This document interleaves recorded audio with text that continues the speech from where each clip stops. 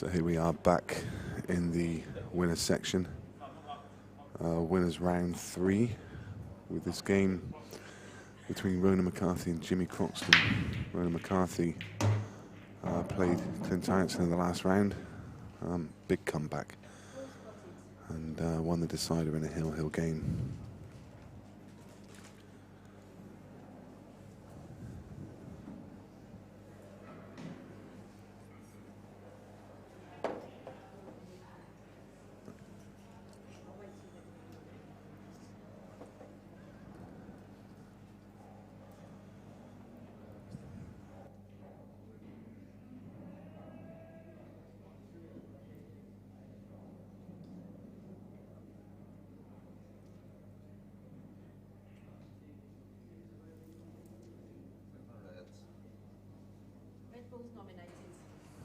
So as you saw, Rowan won the lag. He's got us underway. Nominated Red Bulls. And here we go. And I'm joined on commentary by Rich Wharton. How you doing, Rich? I'm doing okay. Yeah? Cheers. You? Yeah, I'm having a good time, mate. Good weekend so far? I did okay. Yeah. It's a tough school, isn't it? It is, yeah. Yeah. At the first one of these, I drew Ben Davis first round, and this one I drew Rob Shilton first round. So, you know, although it's a tough school, it would have been nice if it wasn't quite that tough. Yeah. Yeah, and definitely easier draws. I just lost to Clint Harrington in the loser section. Right. I'd like to say he played well, but I don't think he'd say he played well. No. I was just bad. Yeah. Ran out of steam.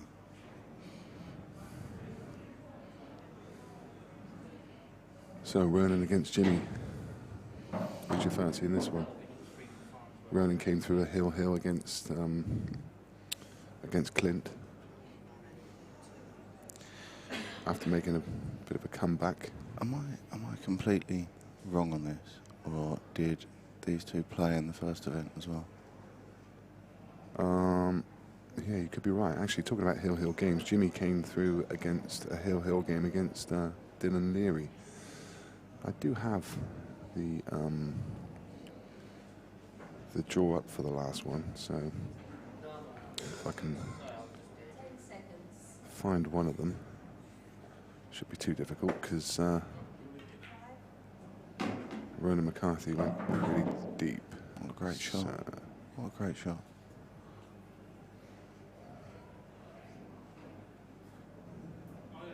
He looked like he had a lot of work to do there, and took all the work out of it with one shot.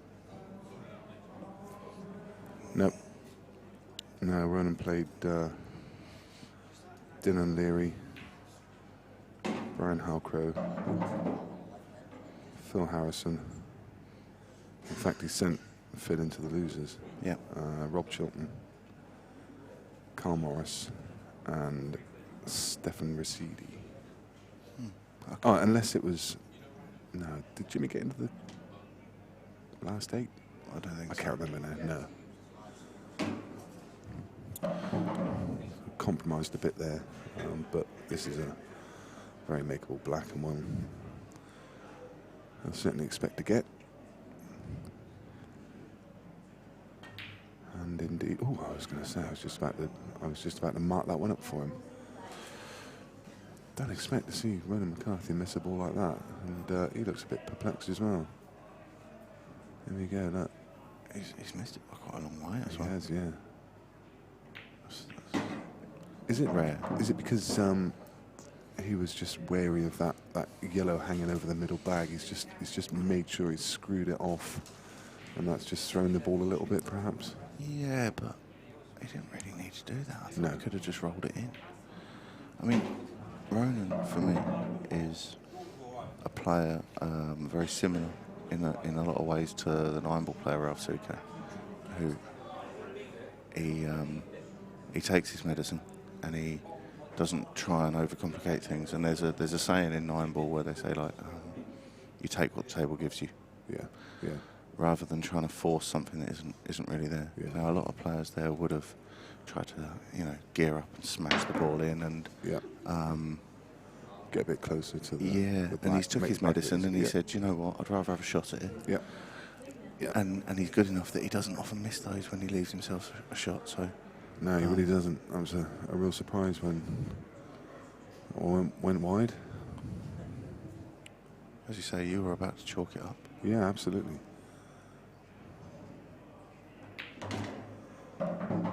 I mean, I often put those shots into the context of snooker. I mean, on a pool table, it's a long shot, but on a snooker table, it's a black off the spot. Yeah. There's nothing more than that. Yeah, I totally agree. Big surprise. But then, we're all human. We all miss. Yeah. And just off the back of the last game, Tom Cousins against Chris Melling, I've just seen Chris in the bar, and I mean, he's absolutely fuming. He said, I don't know what I can do. He said, I've done nothing wrong. He's had a massive kick on one of the frames, whereby he's missed the ball, and the white's nearly gone in off. He's kicked so badly. And he's had one that went in the centre of the bag and has just run around the back of the pocket and popped back out again. Yeah. We got it in slow motion, and it's quite incredible because it literally went in the middle of the bag. And those two have literally cost him the match. He said it, didn't do anything wrong. I was talking not that long ago with Mick Hill about bounce outs, and Mick is of the opinion, and I don't know that I agree with him fully, but I think it's an interesting idea that on bounce outs the ball should go down. Yeah. And he says, I don't know. I don't want to kind of paint Mick into a corner here and say anything that's out of turn. But he said during this conversation that as far as he's concerned, if he sees his opponent have a ball spit in that way, then he'll just stand up and put it down. And I think that's kind of testament to the way that Mick is, and the principles that he applies to the game. I mean, it's not, the ones that do the old Cadbury's parrot and pop back out. They're off the table. Yeah, I can kind of see it. I think it's a good idea if the ball doesn't touch any other ball, but if it's come back on and touched another ball, it creates a grey area. Then it's, do you put the ball down? Do you replace the other balls? Do you how do you manage it? Yeah, and if it pops out and clatters into three balls, how do you try and replace them? And how do you? Because sometimes you'll see somebody smash a ball into a middle pocket. Yeah. And it'll hit the back of the pocket and jump out. That's not really the same, is it? No. So how do you distinguish? You can't really make a rule for it, I don't think. Yeah. I think Mick's right that it's something that needs addressing. I mean, but I don't know how you can. What's your view on it? Because I mean, it seems to happen. Well, it does happen a lot, and it seems to happen on the winner a bit. And you mean the Supreme winner? Yeah, they've tried to do a few things to change it. I mean, what's the reason for it? Oh wow. Well, I think we can see his face and see just how crazy that is. Yeah. I mean, that's it is unlucky, but when you're trying to move a ball, these things can happen. I think you were going to ask me about how you can manage balls jumping out and stuff, and how you can do something about it, and I don't really know. I don't know. It's similar to me, conceptually at least. It's similar to the idea of a kick, where you go, well, how do you know? Yeah, true. What causes it? And then there's the law of unintended results, where you go, okay, so what if we do something that stops that happening? Yeah. But then it makes other types of things happen that are undesirable. I guess the question is, does it matter?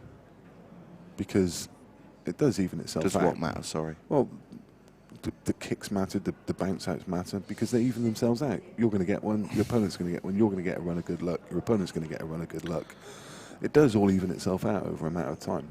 I think that's a myth. Yeah? I don't think things even out because context is always different.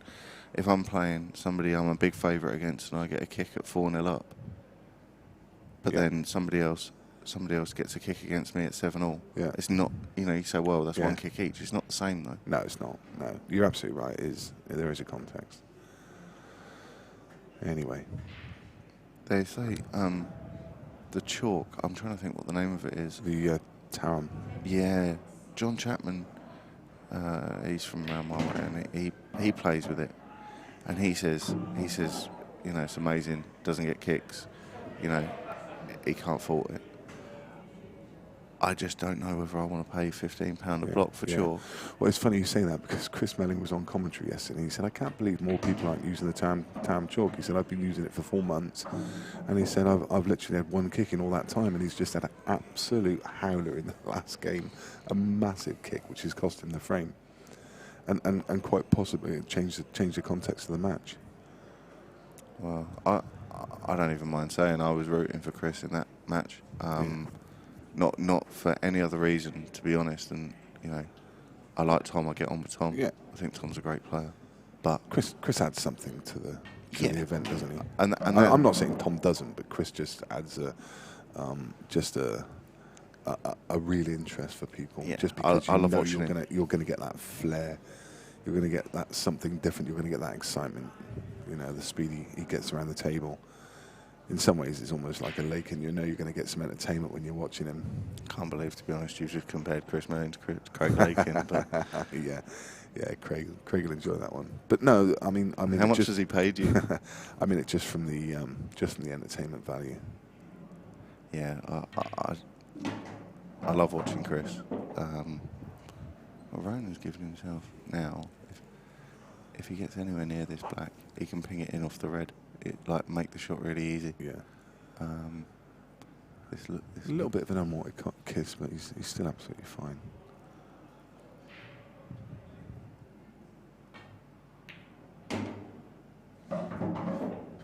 Played it decent. Yeah. He's fine. He'll be going straight for the bag.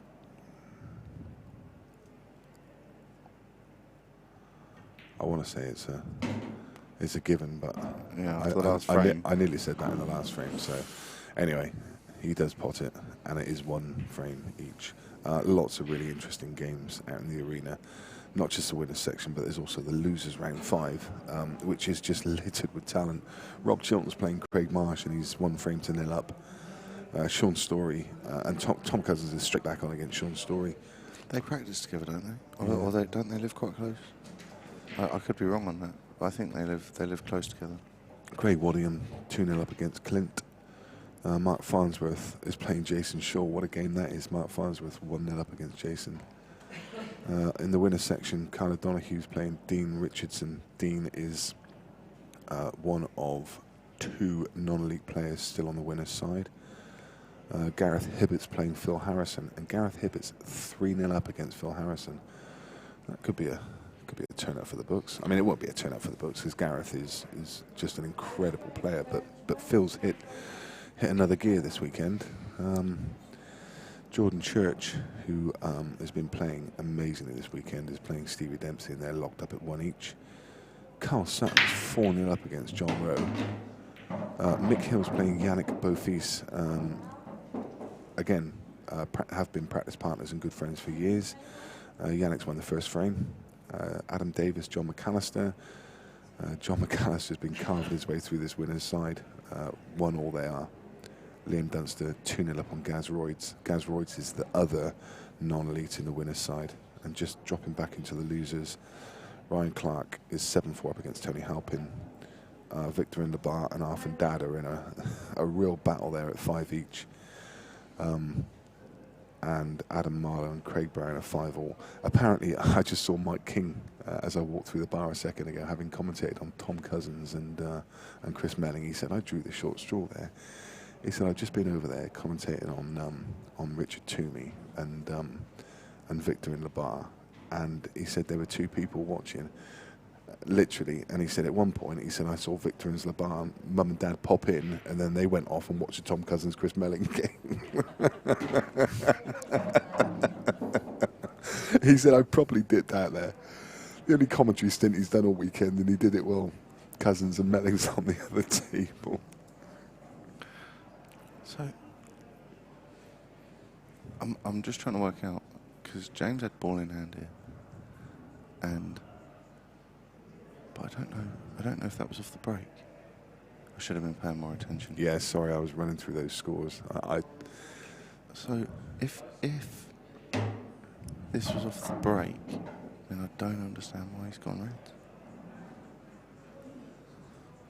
Ball in hand. I look at those yellows and I'm thinking, you know. Well, I guess, I mean, all the reds, they do have a pocket, don't they? He's played a good shot. He's on the one on the right, isn't he? Yeah, but I don't know. He's going to get back across. I mean, what I was thinking is the one just to the left of the black. If he can get that on that with a nice angle, then he can just drop down onto the red between the two yellows. Right. So, but he's not got any kind of angle. The referee just signalled to me that he's only got one shot. It is one, yeah. He's got his work cut out here then. Yeah, and as you saw, he's tried to force it and get an angle to come round. His positional side of things was really nice, actually, because he left a nice angle to drop that in the middle and leave himself on the last red, but he compromised the pot. And he's put Ronan at the table with not particularly inviting table, not one that I don't think you immediately see a clearance. I don't think he's looking at the finish here. No. He's going to be. I think he's going to flick off the yellow in the middle of the table and try and put him in behind the yellow that's in bulk. Yeah. Or something similar to that, because you can't leave anything. I mean, we all know what Jimmy's game is. It's, you know, have a crack at the. Well, that's a decent shot as well. Put all on the rail, but that's similar to what I was thinking he was going to do. Yeah. Of course, if he's left this as a total, he can roll off the bottom rail, sit on the red, yeah, and force Ronan to move the ball out of the way for him. Yeah, he will be hoping it's a total.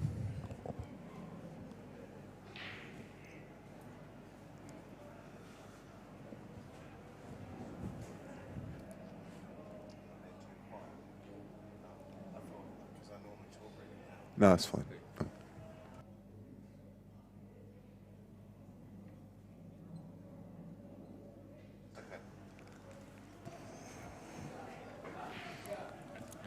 So I mean, what I was saying was, James isn't going to try and get involved in a tactical match with Ronan. I don't think. Has he left this long? He might have done, yeah. Yeah. It looks like it to me. I can't see perfectly, but it looks like he's on that. James is going to be trying to gun him off the table here. I mean, and when he's firing, doesn't he just? I mean, I watched him in a match with Phil, actually, going back a few years. And he's probably knocked in that match. He's lost. Phil's beat him 8-3 or something, 8-4. And he's probably knocked in 3 of the top 10 finishes I've ever seen in my life in that match. It's just, you know, when he gets through him, he really does. Yeah. He's gotten that in, but not the desired result. And now he's in trouble.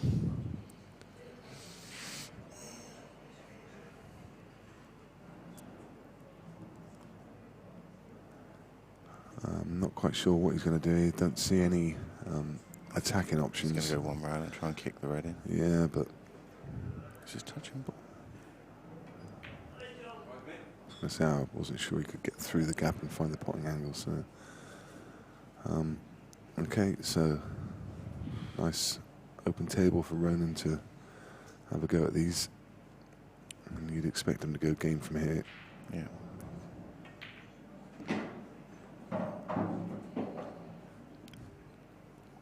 I like the way Ronan hits those balls.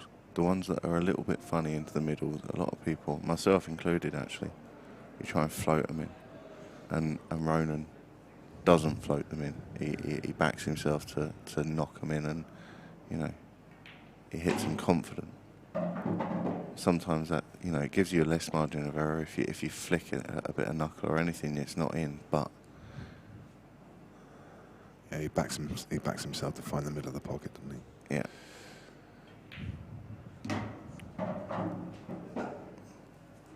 I thought he was going to just roll that one in there and make me look silly. Yeah, I mean, even that shot, he was just a bit straighter. He's had to leave this slightly longer than he might have wanted, but that's a lovely shot. Just, you saw him drag the ball. The ball got halfway there, and you see the backspin take over as this kills the pace on the white ball. And just doesn't need to do anything here. He's got the lovely angle just to drift off the top cushion to leave this yellow in the middle. And again, just a nice angle to drop this in and float down for the black in the bottom corner. Just like so. The game's so easy. Mm-hmm. So easy. I never miss. Can't remember missing a ball myself. Not while I'm sat here. No, these guys do make it look so easy. Pleasure to watch. Ronan McCarthy is 2-1 up against Jimmy Croxton. A quick look back at the scores. Mark Farnsworth is currently 2-0 now against Jason Shaw. Phil's grabbed one back against Gareth. Obviously, I'm watching that one quite closely, the frame score. Yeah.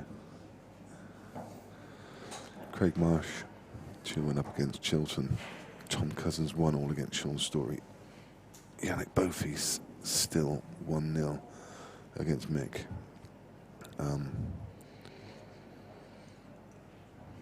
Yannick loves a grind. I don't even mind admitting I've put Yannick in a couple of bets at 5-1, and not because I think he should be favourite or anything silly like that, but if anyone's going to know Mick's game, it would be Yannick. It's that, but it's also Yannick's obviously quality, but there's also that Mick is not quite Mick at the moment. I mean, without meaning to sound like I'm being disrespectful to anybody, you don't expect to see Mick Hill throwing away an 8-2 lead, and relying on Craig Lakin breaking dry in a decider. Absolutely, you know, absolutely.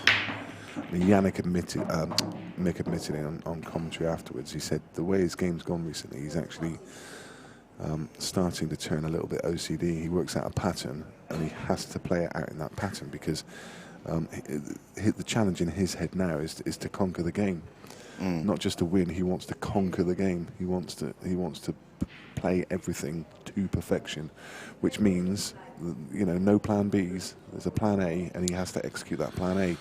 And he said that's where it went wrong in that game, because he got a bit OCD at 8-4 and played a shot he shouldn't have done that he didn't need to play. And Craig won that frame, and then Craig got on a bit of a roll, just smashed in clearance after clearance. But I agree, it's not. I mean, it's a funny thing to say though, because look, the greatest cueist ever for me is Efren Reyes, and to be honest, I don't know that there's many people who've ever watched Efren who would even question that. And Efren is all about plan B. He's all about, you know what, I'm always going to be evaluating and finding something on any table in any situation. And he's always changing his routes. And you watch Efren playing American 8-ball, you watch Efren playing one pocket, you watch Efren playing 9-ball even. And obviously 9-ball, you've got to go a set number, but you haven't got to go the same pattern. No. And Efren makes it up as he goes along. Yeah. I mean, even the fact that we're having this conversation just seems, I mean, it's bizarre because we're talking about the tiniest of margins, because here's a guy that won a world championship just 2 weeks ago. Yeah. So take absolutely nothing away from the way Mick plays at the moment. And to say that he's not the normal Mick Hill, I mean, we are talking the finest margins. Mick Hill is more than capable of winning this tournament, and he proved that just a couple of weeks ago. But you're absolutely right. If anyone in this field. There's lots of people in this field that have got the ability to beat Mig, but if anyone can take it to a technical game, it would be Yannick, because Yannick will know his game better than many people. They practice together, they train together, they have schools where they teach other players together, so he'll know how his mind works and what kind of tactics they want to take to the game, and then they're spoken in depth about the game. So Yannick, I keep saying it, he's really underrated. He's I think he's certainly underrated. What a shot this is, by the way. That's incredible. That is incredible. Not only is he so made the unlucky. three-baller, but he's actually got across the table and landed on his only other problem ball. Yeah, that's amazing.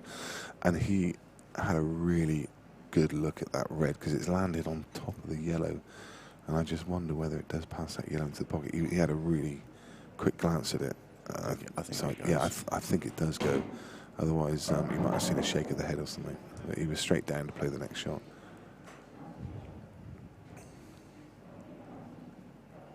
I think it's not even I think it's almost a fact that Ronan's like one of the cleverest players in the game ever. Yeah. His knowledge is absolutely phenomenal.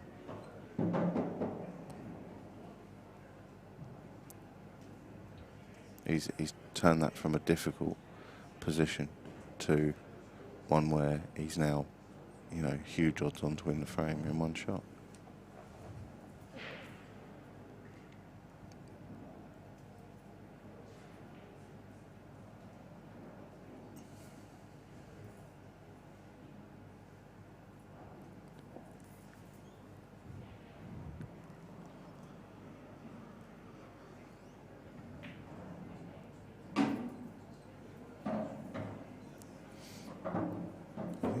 I think well, every angle I see makes this look different, but I can't believe that he would have played these balls in this way if this red didn't go. I think he's playing it off the yellow now. Yeah. He's stayed down on that shot. For good reason. He's underhit that by a good couple of inches. And He's got a lot of room to play into it. He does, yeah. He's absolutely fine. The white's going to be travelling, but he should be able to kill it. You can see him digging down. In fact, he didn't need to. He's just screwed down off the bottom cushion, played a lovely shot to leave himself perfect on the black. And this for 3-1. And he just comes back every event and he just puts in a shift. Yeah. Everything he plays, he's got to be one of the hardest players to get off the tables. Real talent. To do it over this kind of extended period, you know, it's not a flash in the pan. It's not a few years, is it? He's been around for the proverbial donkeys. I think I know that people are always going to debate and people are always going to have opinions and etc. But I don't think that there's much question that if you were making a list of the top 10 players ever to play this game, that Ronan would be in there. I can't think that there's a few people that are going to be in the debate for number one. I mean, a lot of people say Darren, a lot of people say Mick, a lot of people say Gareth. But I think there's a couple of other people even that have got a Well, you don't say any of those three. I don't know. No. And I got to say, I'm kind of in your camp as well.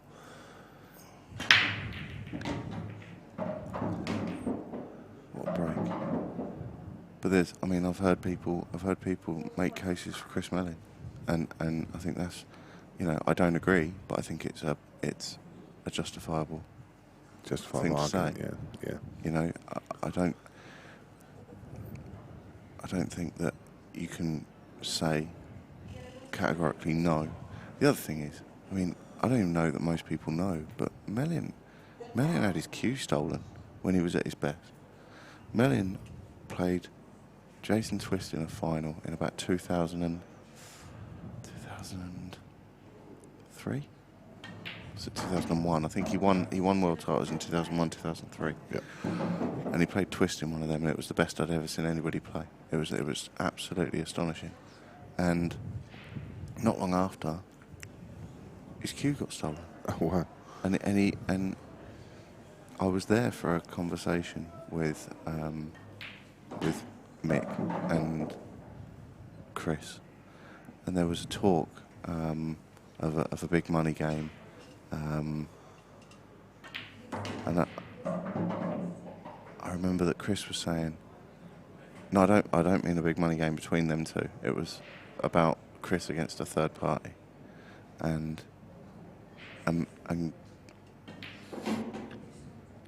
Chris was going, yeah, but you've got to think I'm favourite. You've got to think I'm favourite. And I just remember Mick saying, honestly, Old Melling with Old Melling's cue can't lose, I don't think. Yeah. But you've never quite been the same. How many world titles does he win if he doesn't have his cue stolen? Yeah, it's a good point.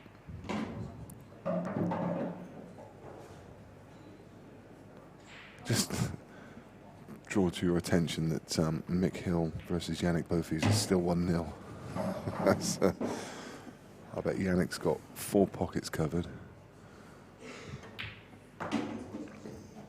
Not sure even which table they're on. They are across on table 5.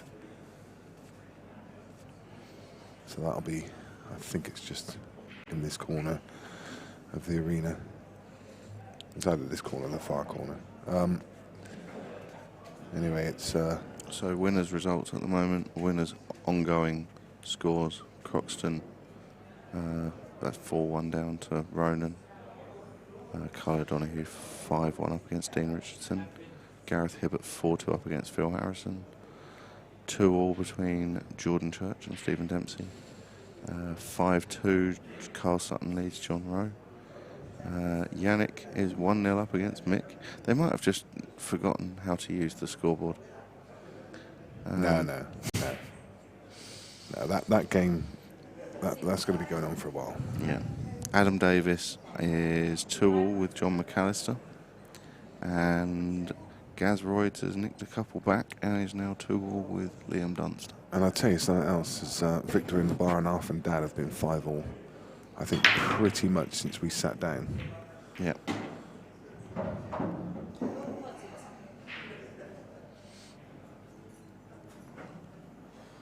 So Jimmy needs to find it, and he needs to find it quickly.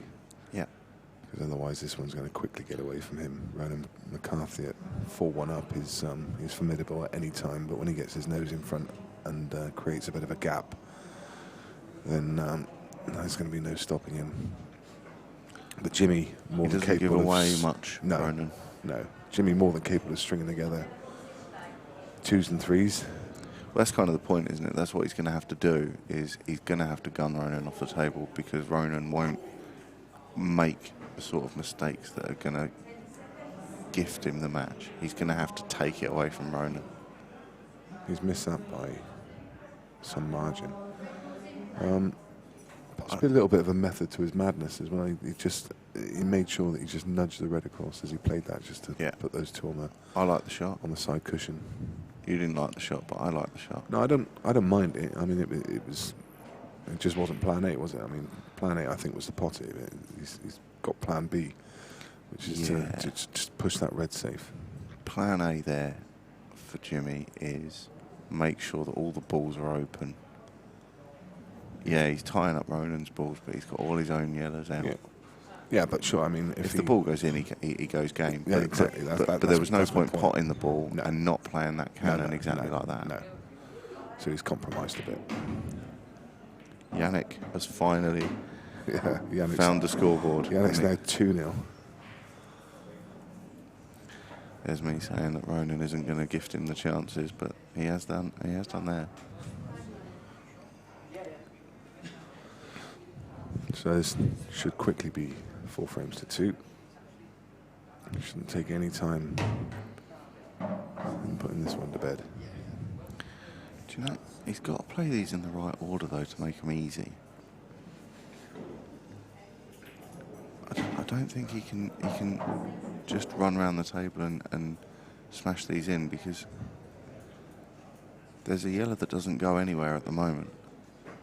Doesn't pass the red. You've got to get on these right. I'm not saying he won't, and I'm not saying it's ridiculously difficult, but he did have to play these in the right order. Yeah, and that's nice.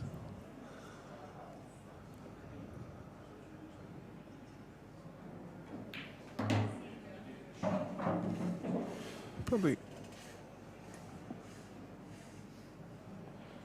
Can he get through to pot one, or is he going to play the plant? I think he's got to play the plant. Yeah, I'm kind of. And you've got to float it with a load of right-hand side, so that you cannon the red thick. Okay. Oh, that's a fair shot. Fine. Yeah, yeah. And my only question was there why he didn't play the one over the corner first and then come back up for the one in the middle and create an angle. Then he wouldn't have had to lay up and play the plant, but it doesn't matter. He's got ball in hand and he's going to win the frame, so I'm talking nonsense. No, I think your way was the right way, but this is what I mean. I don't know that he's given it as much care as I think he just kind of thinks I'm too good to miss from here, and I don't mean that. I don't mean he's arrogant. I just mean they were too easy. Yeah. Like, well, they looked too easy, Yeah. and then if it had gone wrong, it'd have been, oh, they were really easy, but actually they just needed a little bit more care. Going your way meant. Don't get me wrong. I'm the first person to criticise people that try to get the end of the frame and keep their two shots, right to the black, because you never know. Especially when the black's over the pocket, because you can't bank that extra shot for the next frame, so you might as well use it at some point. So I get that, but it is always handy to have it in the bank just in case you get that silly kick or something odd happens. Yeah. Anyway, you can see the scores on the screen now. Marshy 4-2 up against Rob Chilton. The one that's standing out to me is Farnsworth, 5-1 over Jason Shaw. I know. Are we about to lose Jason Shaw? It looks odds on. I was watching some of his match earlier, Mark, because it was easier than watching Clint roll balls in against me. And he's hitting the break harder than he normally does. I don't think Mark's got a particularly big break. And I was watching him, and he was really giving them some beans, I think the thing that this shark rack does is because the balls are going to split, it's actually making getting a ball more important than it was before, because you don't get the same sort of clusters, you don't get the pack not splitting. So if the balls are always going to split, or 9 times out of 10 or 19 times out of 20 they're going to split big, you don't want to be letting your opponent have first set in most frames. So maybe I'm wrong, and maybe that's not how Mark's thinking, but I know that a few other players are thinking that way. I know that I'm thinking that way, and I'm hitting the break harder than I ever have, or trying to hit it harder than I ever have, at least. I know it's early doors, but just looking across at the Liam Dunster Gaz Royds game, they're locked up at 2-2, and Gaz is at the table, so holding his own against inform Liam. A lot of people fancy him for this event. I'd never watched him before the one that he played the final with Scott Gillespie. I watched some of him in that event. He beat some great players. Yeah. He beat Adam Davis, and he beat him quite soundly as well. And that was a surprise to me, because I knew the name Liam Dunster, but I didn't know that he was that good. And Adam Davis didn't play badly; he just got battered. Yeah.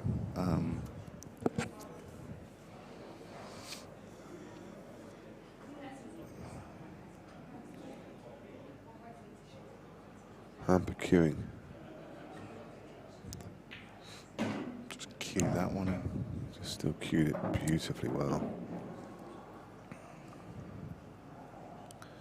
See, I think he's going to try and, or maybe, I don't know which way Ronan's going. I don't want to second guess Ronan, but the way I would look to do this would be the yellow next to the black. Yeah, this is the angle he's looking at. He's running through, leave the yellow next to the black into the middle to split the other yellow out and leave himself on the banker.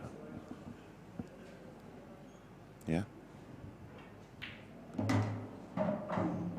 So you just float this in the middle, the cue ball runs naturally into the red, pushes the other yellow away, and if you come one way, you're on the one in the far corner, and if you come the other way, you're on the one that's over the hole. Just like that. He's been unlucky. He has been unlucky. Yep. Good call. I'm surprised he played it as hard as that. That's not the sort of mistake he'd normally make. I mean, I say he's been unlucky and then I say he's made a mistake. It sounds like I'm contradicting myself, but I just think he could have given himself more of a chance to land on. He's going to have another go. Oh, he's been unlucky that time. Second try. That's not a mistake. I think, you go into the ball. You don't expect to catch it that thin, do you? No. Yes.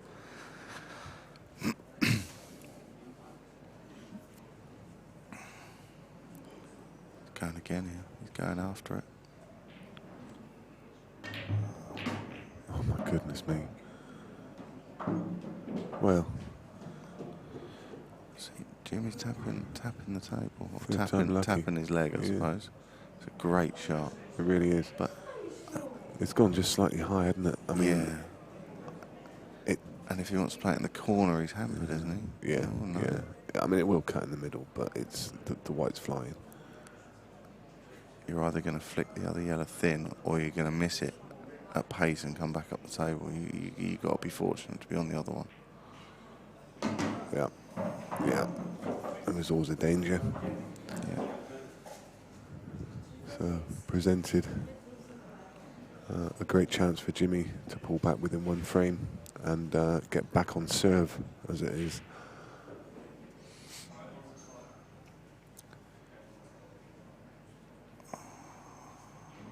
Trying to work out. He looked like he was about to play the red into the two reds down the table. Yeah, like this.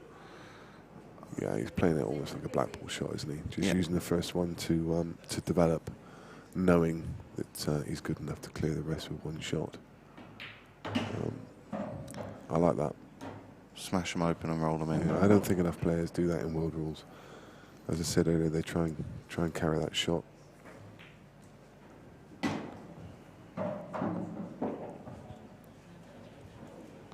Mixed pull one back against Yannick and it's 2-1. That's absolutely fine. No problem with that one dropping in. He's left himself a nice angle just to stand across table. And it's natural. Drop this in, white off one rail, back somewhere around about where it is now.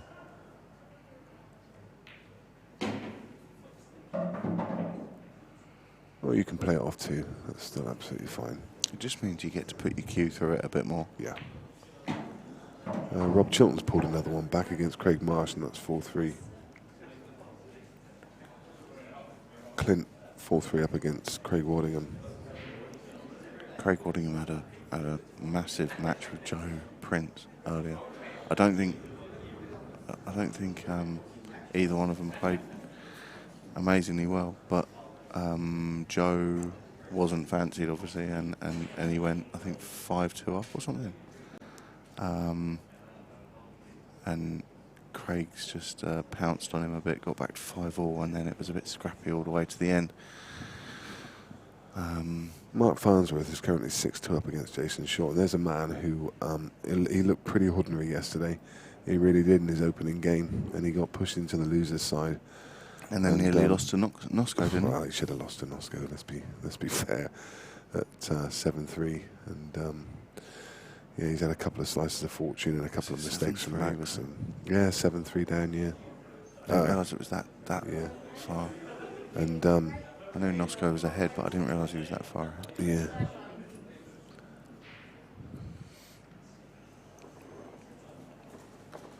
So Jimmy having a crack at these. Back on serve, as you say. Yeah, so Both hit them well. to be honest, I mentioned it before that I pulled Farnsworth in the sweepstake, and it's not an insignificant amount of money for winning the sweepstake. I mean, it's £1,000 for the winner, so it's Okay. you know it's a fair chunk of change. So when I saw him 7-3 down this morning in the losers section, I pretty much Was there some colourful language? Well, no, it's just one of those things, isn't it? I mean, it's at the end of the day, it's cost 20 quid, so you know it's like it's not the end of the world. Really well, James. But he's played that really well. Pretty much written off any chances of getting a return, and I still might not. But the fact that he's still battling his way, he's losers round 5, and who would bet against him going deep from here? He's cued that really well as well. He's not messing about, James. He's having a go. You know, he's playing the balls confident. I mean, just quickly going back to Farnsworth, and the thing about him, if he can win when he's playing bad, then you know if he can just grind and battle through, you know that at some point he's going to hit some form, and then somebody's going to be in trouble. And that's someone at the moment, it's Jason Shaw. Carla Donahue, just looking on the winner's side at those two non-elites, Dean Richardson is 5-3. Phil Harrison and Gareth Hibbert now locked up at 4 apiece. Phil was reeled off the last 3. Yeah, 4-1 down. Jordan Church 4-2 now against Stevie Dempsey. Carl Sutton 6-3 against John Rowe. One decent shot here makes this 4-all. If he screws back, perfect. And the black goes in the other middle, doesn't it?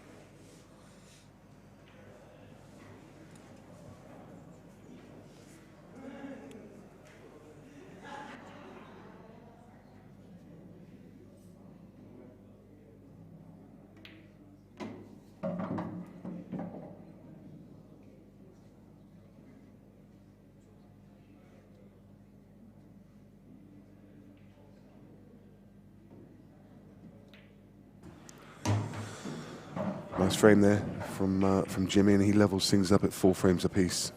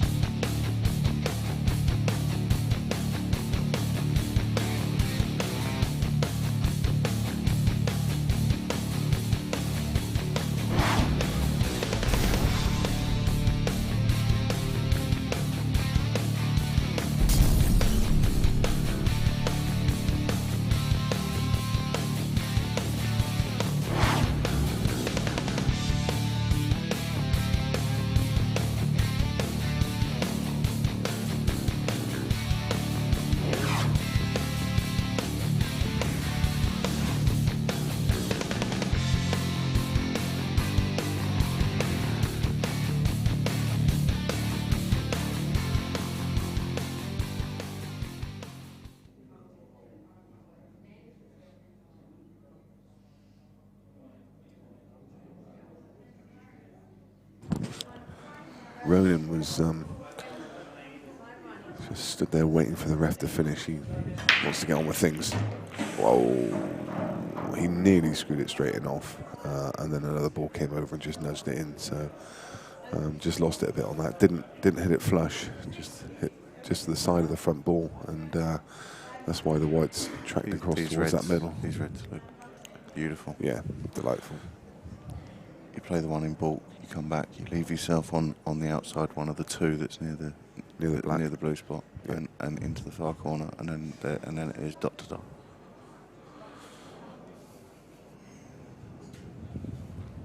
It's going a different way. Oh, because of course the ball I'm talking about, just playing to the far corner, goes into the left middle.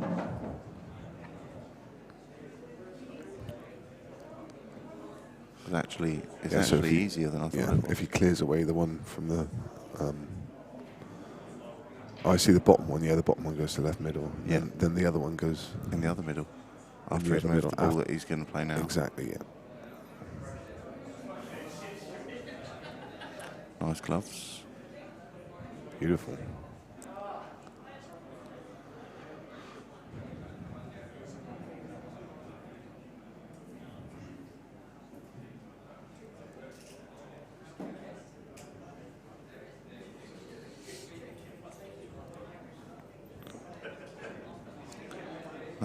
Massive momentum I shift quite here. like that. Jimmy, I think Jimmy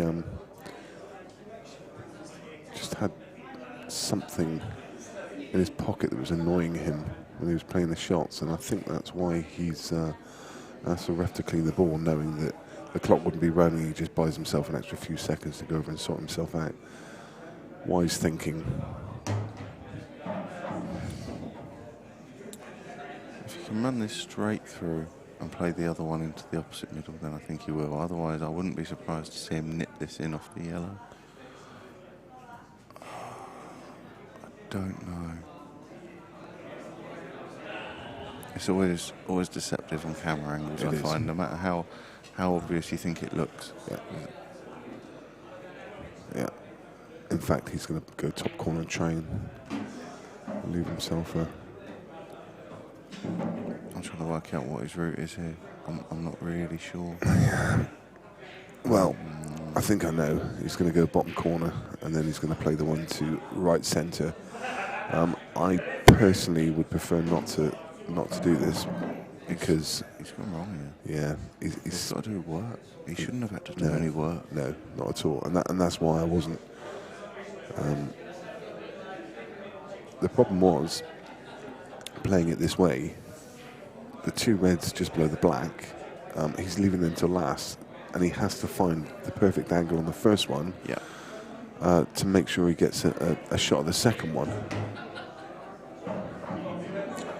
And he's played that about as well as he could have done, I think. Yeah. He's played a really, really good shot there. If you want to be ultra critical, he's probably about an inch and a half higher than perfect. Because if he was dead straight, he could just run this through. I don't even know that that's true. I think he's exactly as straight as he needs to be. Is he playing the other one? He is playing the other one, but I don't know why. Okay. Okay, that's still fine. Yeah, This is what I mean when I say I just don't know. I don't know what his patterns are. Yeah. He backs himself to make the big shot, and that's not a huge shot he's played, but it was a difficult pot through that gap. Yeah, it was. And it could have gone wrong. Only half a pocket to play with. And you think if he'd have taken the bottom one, he could just run through and take the other red in the opposite. But Yeah. Okay, fine. Yeah. Everyone sees things differently, and it's just about getting the job done. And do the job he did, and for the first time in the match, he's taken the lead at 5 frames to 4. Craig Marsh 5-3 up now against Rob Chilton. Sean Story is 3-2 up against Tom Cousins. The Towers just started playing. Lee Clough against Ryan Clark. That one just got underway. Well, we're assuming that one's got underway because it's 0-0, but it is Lee Clough. Yeah, that's true. That's true. Could have been going for half an hour. Now, people joke about Lee. I mean, Lee played on the mainstream table earlier, and he was playing at a decent pace. Never trebled the referee with the shot clock. I first watched Lee Clough in 2000 in Great Yarmouth, and I heard somebody say, this guy is, I still remember it, this guy's a machine. Yeah. It's machine. The word just kept on being used.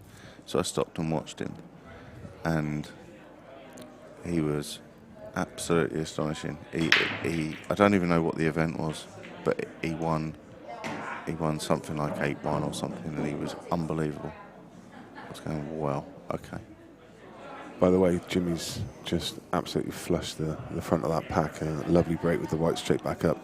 In some ways, probably a tiny bit unfortunate because He's not left anything, has he? not really, no. I think you just play a little snooker behind the reds. And just Oh, he can't. also as an He didn't pot aside, a red. yeah, no, he's not pot one. No. He's I didn't realise he could pot that. No, I didn't think he'd get past, and that's what we say about the deceiving camera angles. Yannick Beaufils is now 3-1 up against Nick Hill. Jason Shaw's reeled off a couple. He's now 6-3 down. Was 6-1, wasn't he? No, No? I can't remember. Maybe 6-2. Can't remember. It's another big shot. He's queuing really well. Yeah, We don't know anymore if Ronan's queuing well. We haven't seen him for about 20 minutes. No, no. Adam Davis 4-3 up against John McAllister. Arf and Dad now on the hill against Victor in Labar. Bearing in mind that is still a loser's round 4 game.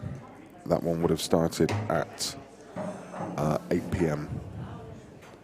or there or thereabouts. So that one's just coming up to its 3-hour birthday.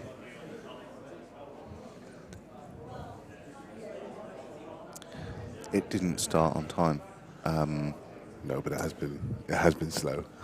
It probably has been slow, but it definitely didn't start on time because our fan was still sitting watching my match with Clint when it finished.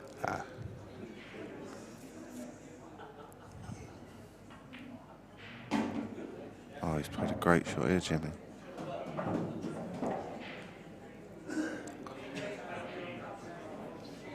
So the black's a little bit tricky.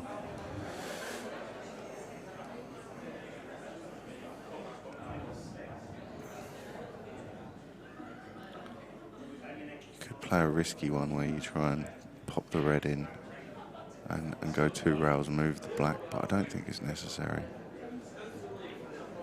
8:31 that game started. So, yeah, 2.25 hours for 13 frames. It's pedestrian.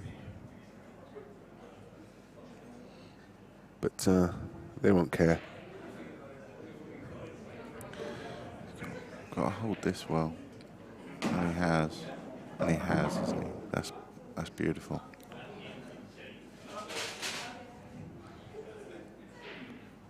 This is pretty impressive from James at the moment. Just keeping Ronan off the table. Just for you, Phil Harrison just gone 5-4 against Gareth Hibbert. And I'll qualify that to the viewers. I say for you, Phil is one of Rich's very good friends. So he's watching that with a keen interest.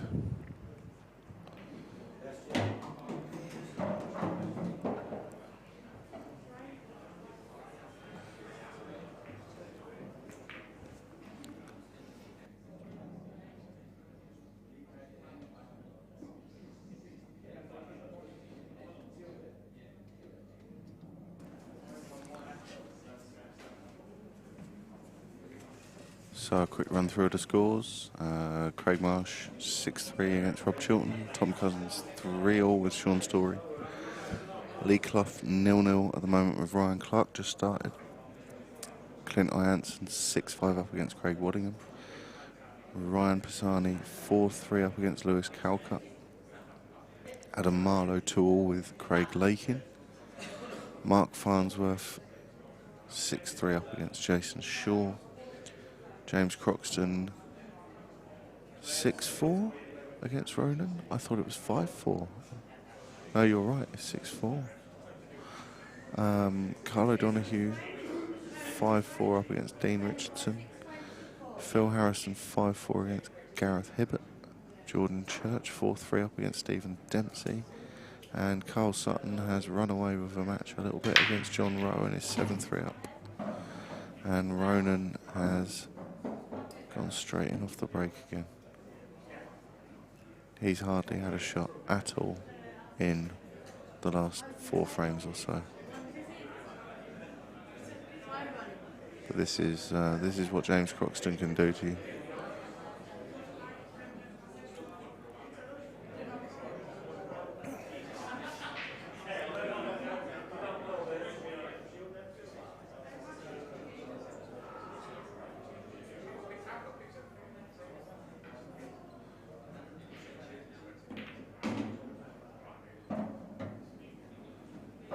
So Jimmy taking advantage of the open table. One shot opens everything up. And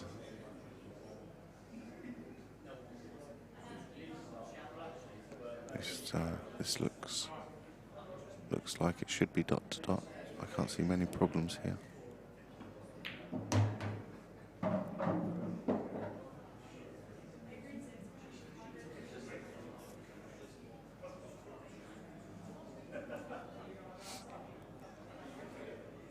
Of course, in a race to 11, it doesn't mean that the match is over.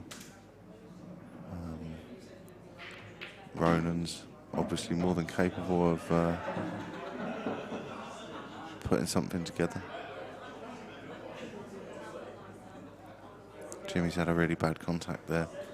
The cue ball just skidded through to the rail rather than stunning out off the rail. This is why he's having the cue ball cleaned again. It means he's got to change his pattern now.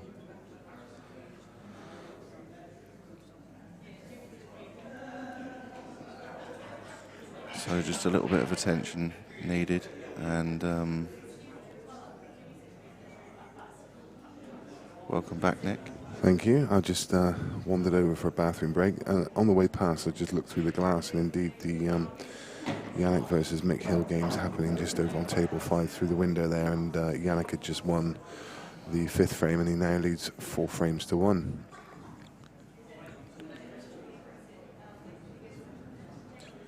Victor and Labat and Alf and Dad, why not?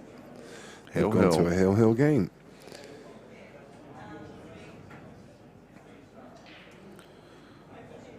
He's made these a lot more difficult than they needed to be. He's had a kick. Ow. I mean, I could be wrong. I'm going on a camera angle, but that looked bad to me. That looked like a kick.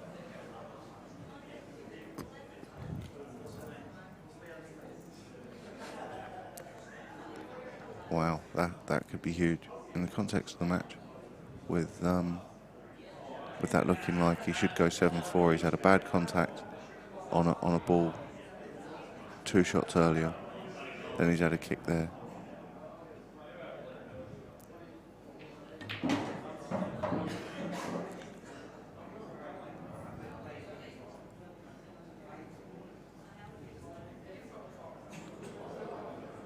These aren't easy, but Ronan doesn't generally need them to be easy, he just needs them to be there, I think.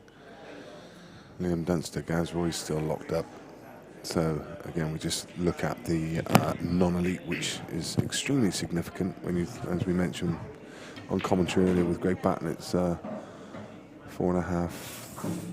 under £4,500 for the non-elite share for the person from a group who gets the furthest, and there's still 2 in the winners section. Gaz Roy's being 1. He's playing Liam Dunster, and they're 3-all. The one thing I have noticed about Liam Dunster, a lot of his games he's either been behind or very close games early doors, and then he just seems to stretch his legs and run off into the distance. So Gaz Royds will need to counter that somehow. He's doing okay at the moment at 3-all. And the other one is Dean Richardson, who was 5-1 down against Carlo Donahue and looking for the world to be buried. And now 5-all. That guy is 5-all. And here's a man, and this is certainly not my opinion of him. He was described by a certain person in the last event when suggesting you should have a bet on his opponent as cannon fodder. And I'm sure he's heard that since, and I won't say who said it, because he had a bet on it. He went, he's cannon fodder, and then he was sweating as the guy was like 7-3 up against the opponent he was playing. It was only because it wasn't said in any kind of seriousness what it was. I think he played a bit in their local money league, and he probably hadn't performed on that night, and they sort of looked at him and said, oh yeah, lump your money all on his opponent. Well, he's showing there that he can compete with the best of them, and he's having a fantastic weekend. Dean Richardson, Carl Donahue, 5 each. Yeah, I'm not a fan of talking about other players that way. No. I just, whether it's meant in jest or not, I just... Yeah, everyone in this field has great ability. And Great shot. some are better than others, but yeah, I agree. I had I played in a local thing, mixed doubles thing a couple of weeks ago, and the guy that was there to steward for the event, he we were favourites and we were 2-0 up or something in a match, and he started talking about who we were going to be playing in the final, and I had to say to him, like, this match is still ongoing. Our opponents can hear you as well. Like, this is out of line what you're doing here. Yeah. Absolutely. I mean, it is very much. You have to keep it as a game of gentlemen and have a little bit of humility. As I say, it was only because it became a bit of a joke afterwards, because I was having fun on commentary as I knew I was watching the scoreline and I knew the person would be sweating bullets because he was waiting for a big accumulator to come in off the back of it. I know there was nothing meant personally about it.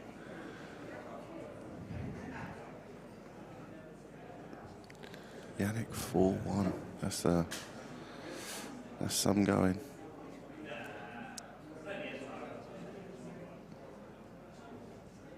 Adam Davis, I'm starting to think by the way, that he just loves table time. By the way, Yannick Bofis is now 5-1 up against Mick Hill. 5-1. Adam Davis just consistently goes, like, when he wins 11-9 or 11-10. Yeah. And when he loses 11-9 or 11-10. Yeah. I think like, maybe he's just hard up for some table time and he's just here for that. He loves it. Oh, the tables are free, aren't they? So it's like free practice. You didn't have to pay 50p a frame. So you might as well get your money's worth. He won last night in a massive game. He won 11-10 against Greg Batten. Greg Batten. Yeah. Yeah, that was massive. And the decider, Greg broke, and he's absolutely crushed him. Yeah. Gets kicked in off. Yeah. Adam Davis, ball in hand, 7 yellers that just couldn't miss. To be fair, he made the finish look even easier than it actually was, but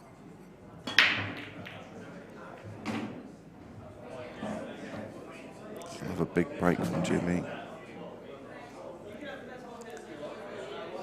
I think he's going to go reds, and this is quite, I don't want to say easy, but again, it's as long as you leave the ball down the table behind the black as your last ball, then the black goes in the middle, and these are pretty standard.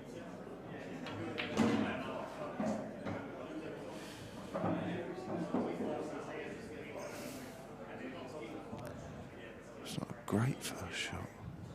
He has to play a cannon here now, I think, unless he plays the ball in the middle.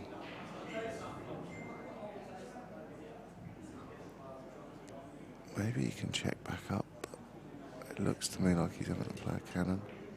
He played it decent.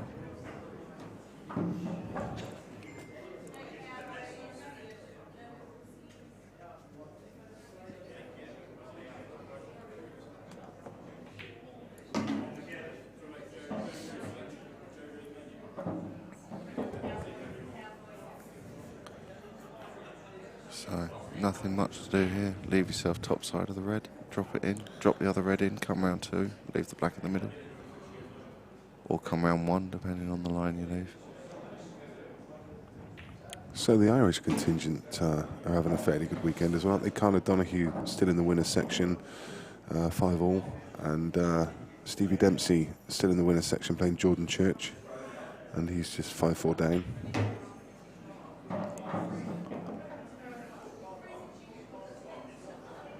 No number 1 this week. No real number 1. I'm sure he'll be back for event 3. Oh, Jimmy's missed that ball. No, that is... Is he saying he's had a kick? Yeah. He's definitely not happy. I don't know if he's had... if it's just turned over slightly off a finger mark, or whether he's had a kick, I don't know. But he's definitely saying that... yeah, he's shaking his head. A He's definitely... little chat to the referee about it as well. He's definitely had some bad contacts in the last couple of frames. Yeah.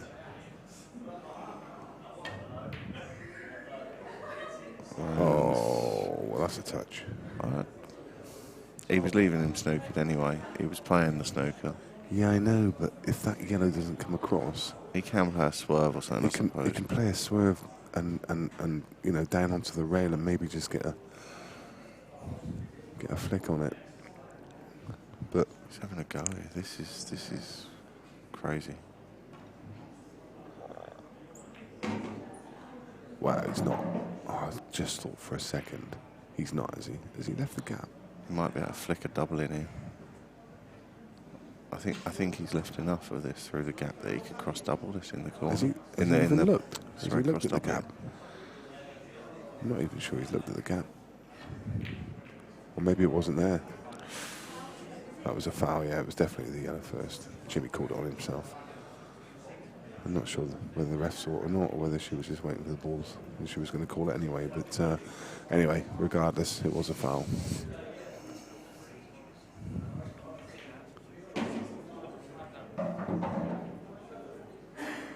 So, barring something crazy, we're 6-all.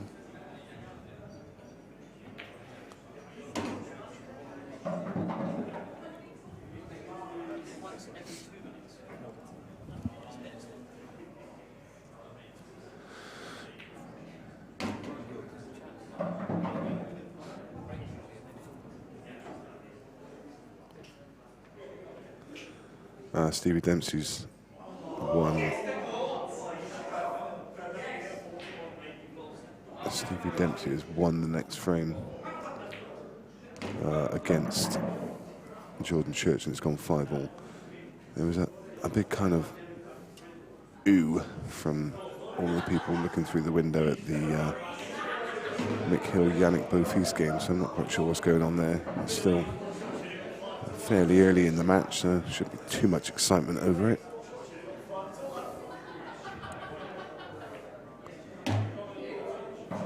I've got all the respect in the world for Mick Hill in this game, but it's not easy to come back from 5-1 to Yannick. Not for anybody. No.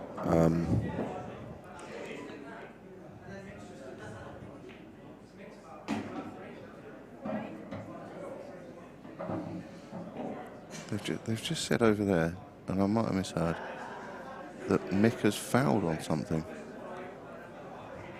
But the score's gone 5-2. Yeah, he's won the next one, so it's 5-2. Yeah, we don't know. We can't see, so...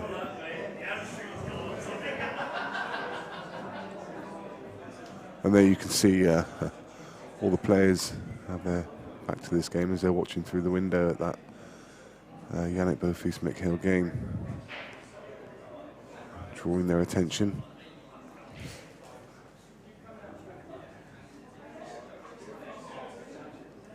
Carl Sutton now 9-4 up against John Rowe.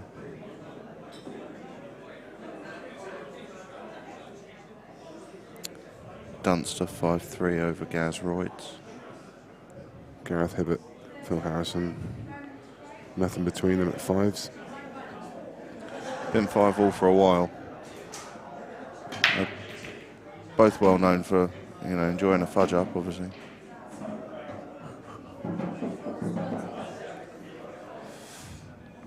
Decent break from Ronan. He's got a couple of clusters to deal with, though. You'd expect he'd go reds, but... Craig Marsh is on the hill, and Rob Chilton is at risk. 7 frames to 4. He needs to pull some out of the bag now. And that's going to be difficult to do with a player with Craig Marsh's break. Talking of breaks, Tom Cousin 4-all against Sean Story. These are losers section games, so don't forget these are raced to 8. Ryan Clark against Lee Clough has just gone 1-0.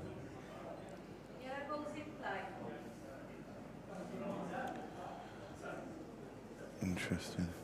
Victor in the bar must have won that game, that Hill game against Arf and Dad, because he's now back in action against Harjeet Singh. And I mean, that's a clash, because Victor in the bar has been in that losers section for quite some time, and he's working his way through it. And Harjeet Singh, who put Tom Cousins in the losers section, he's had a good weekend as well. So that's a great game. Lakin's in action against Adam Marlowe. Adam Marlowe's having a good weekend. He's currently trading 4-3. Mark Farnsworth is on the hill, and Jason Shaw's at risk, 7 frames to 5.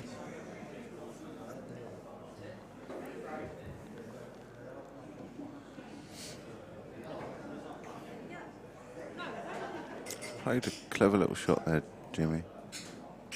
But this isn't the sort of game he wants to be getting involved in with Ronan.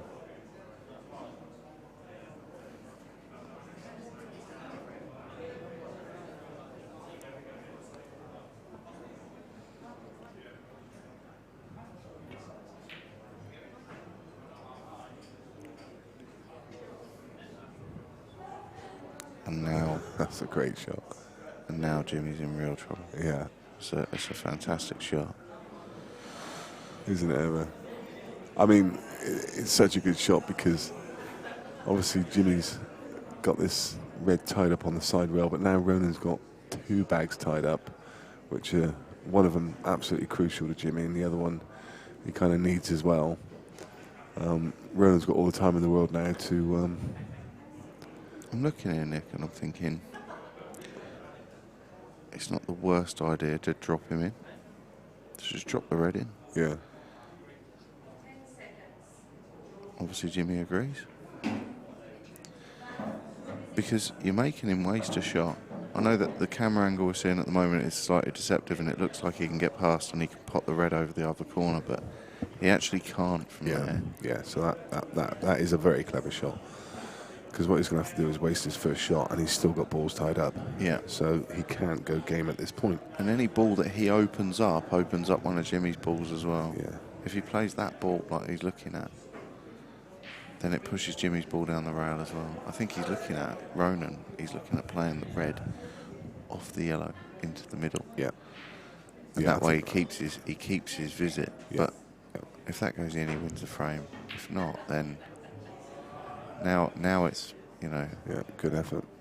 Now it's a 50-50 frame again. And of course, that yellow, that stray yellow, of course, has come up table and tied up another one of Ronan's balls. Yeah.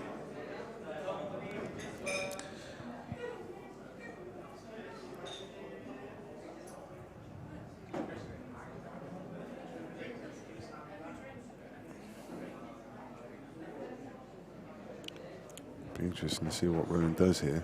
We might just dolly this one out off the rail and he looks like he's potting this. He's going game, man. It's what I said about him banging them in the middles. They have to be absolutely spot on. Yannick Beaufils has won the next frame, and he's now 6 frames to 2 up against Mick Hill.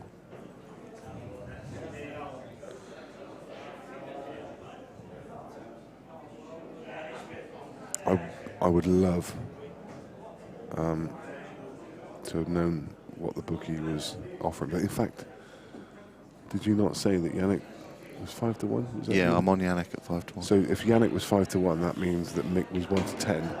Yeah. Well, that's definitely not a fair reflection of those two players. No, and that's why I said earlier, that's why Yannick's so underrated.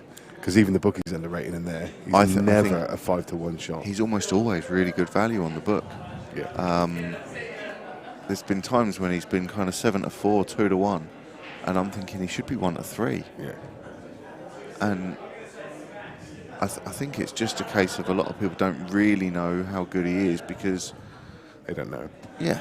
His opening match yesterday, he was 11-10 in that, and in the first round, and I said he was the value of the round at the time. I think I said it on He's stream definitely as the well. player I've backed the most in these events, because you always get a good price. And Mick just can't be 1 to 10 against him. That's no fair reflection. I wish I wasn't stuck in here all the time and I can actually get out and see the bookie a bit more.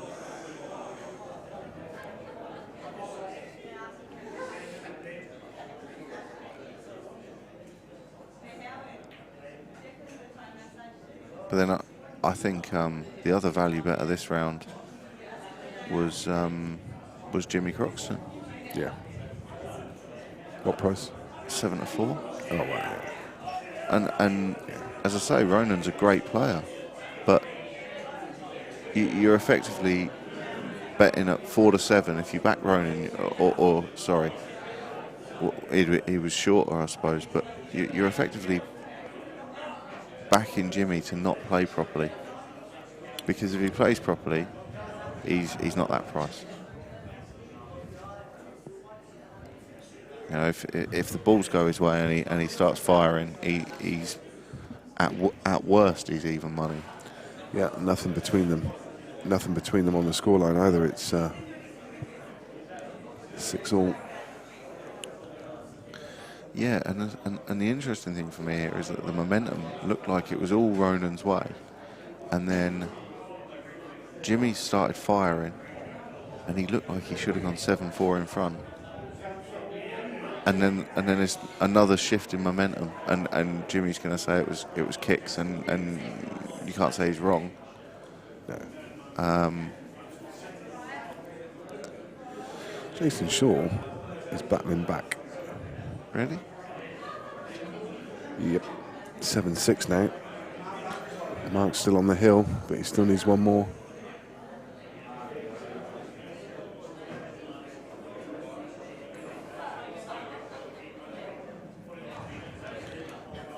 Yeah, that didn't quite go right for Jimmy. What he was trying to do there was just glance off the yellow and then cue ball into the red just to promote that yellow over the pocket. The noise in this main arena room, the volume has definitely gone up a couple of spots. Carl Sutton's now on the hill against John Rowe.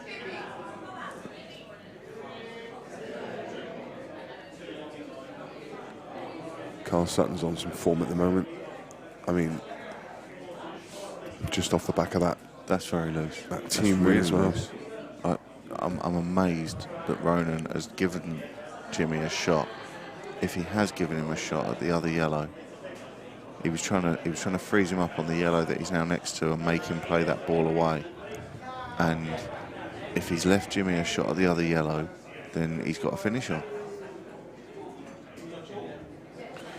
Referee confirmed it is touching ball, so I'm fairly sure that he can't get through to the potting angle.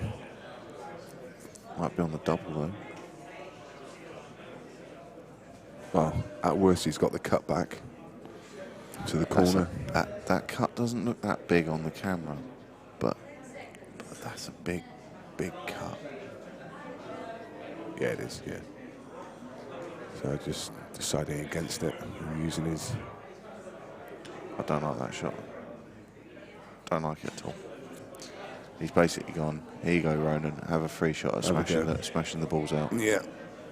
Yeah. And he's even left an angle on this one down the bottom to... yeah, this is what I'm saying. To get the hard one out. He's going to pot that, move the other ball out, and it's 7-6. He's decided against it. Wow. That surprises me. He's left to finish here.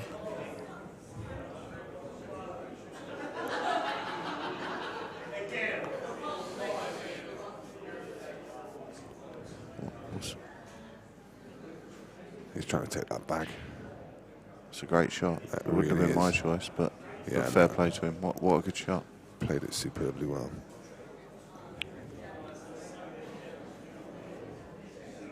I thought he was just going to roll these in, because the middle one of the three yellows goes in the middle pocket. So he could have potted the 2 yellows up the top, left an angle, potted the yellow that's furthest to the right of the 4 as we're looking, go into the red, leave the other one into the middle. Jason Shaw has pulled another one back, and he's hill with Mark Farnsworth. It is the deciding frame. 7 frames all. Well, who would have thought that half an hour ago? It's astonishing. Ronan looked Just can't all over that match. You mean Mark? Sorry. It's been a long day. I don't understand what Jimmy's doing here. This is not. I just don't understand why you wouldn't knock that yellow away. Yeah. Let's get it over the other side of the table. I mean, it only now takes Ronan playing it, like getting in line and playing a big DS and gluing that yellow onto the red, and Jimmy's suddenly the one with the problem. I know why he's left it there. He's left it there so that he can use it, play the billiard or the plant, or the plant. But I just don't like it. I'd just rather have moved the ball away. Let's see. He's played the big DF. He's been unlucky. But now Jimmy's got the problem, hasn't he? It's now a case of, he's asked the question, Jimmy's got to get him or he loses the frame now. Yeah. But he didn't need to leave Ronan that. He could have knocked that yellow away. And even with 2 shots, this is quite a formidable task with the little cluster with the black and the one up at the top of the table behind the red. See, I thought his shot was, when he was up there, to knock the yellow away and send the cue ball straight into the black and split those yellows out while the balls were all funny. Yeah, so now he's going to back double this yellow, I think. Leave the angle on the one that's away from the other 2 yellows. If you get this nearish to the pocket, the bottom right pocket, and put the cue ball somewhere near the yellow spot. Just played it the other way. I think that's just lost him the frame. Unless he can crack it in off that other red, but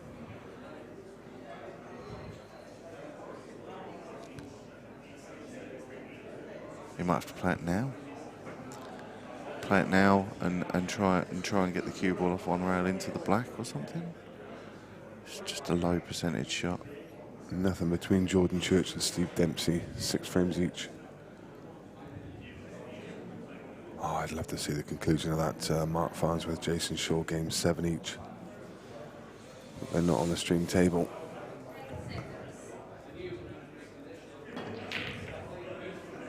No. He's fluked the yellow. How's his luck? Right. Do you know what? That is about as good as that could have been without fluking a ball. Yep. Yeah. That looks genius now, doesn't it?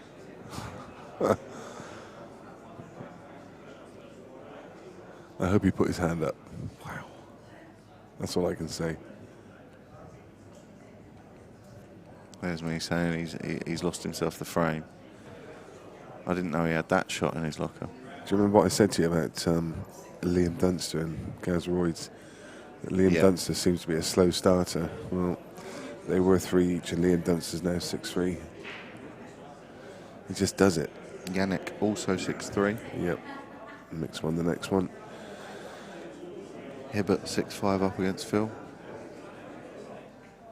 Lakin 5-3 up against Adam Marlowe. Ryan Pisani 7-4 up against Lewis Colcutt. So realising the time, I know people are joining us as the evening goes on. You've probably been out for a day out or maybe out for the evening. Well, welcome. You're watching Beard Productions. We are streaming the Supreme Pool Series. This is event 2. We're in Newcastle under Lyme at the Players Lounge. And We're watching the winner's side round 3 game between Jimmy Croxton and Ronan McCarthy, which is an intriguing game, which is swinging one way and another. I just saw Mark Farnsworth in the background, so that game has ended. I'll have to have a look in a second at who won that. He looks happy. I would say, from the body language, that he won, because he looks happy. And the fact that he's still here, I reckon he'd have got in the car and gone in if he's lost. I'll look it up in a second, but I reckon he's won. Yeah, so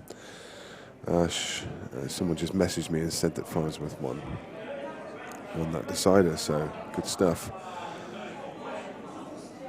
Yeah, as I was saying, you're watching event 2. This is a Strachan Cup. We're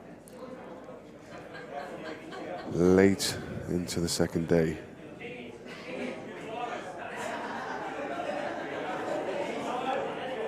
My name is Nick Finn. I'm on commentary with Rich Wharton.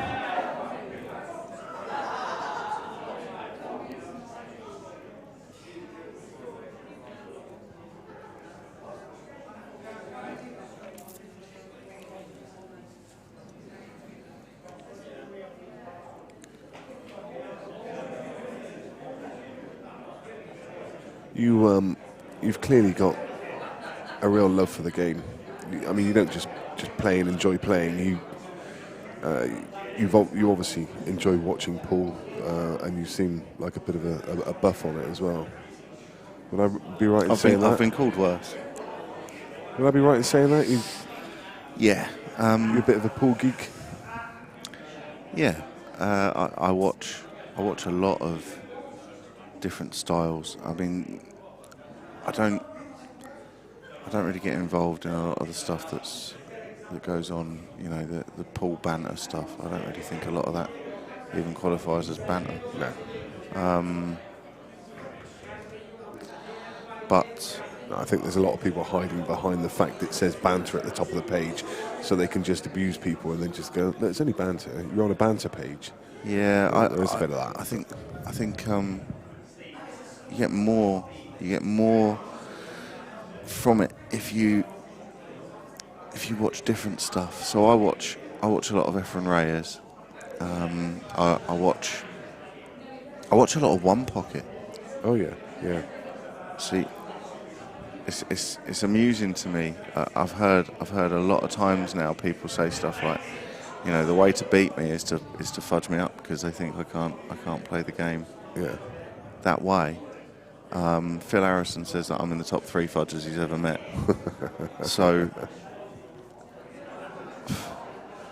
I watch One Pocket, and watching what is essentially a game of chess. Have you ever watched?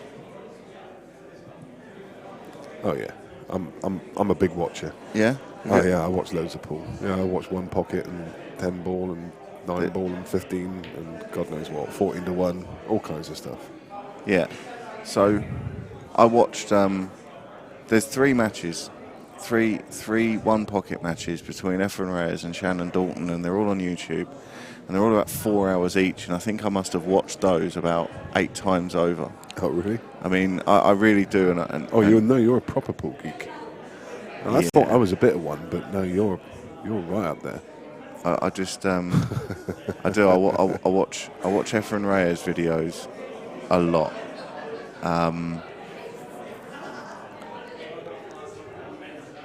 But One Pocket especially, I mean, there's been a bit of a...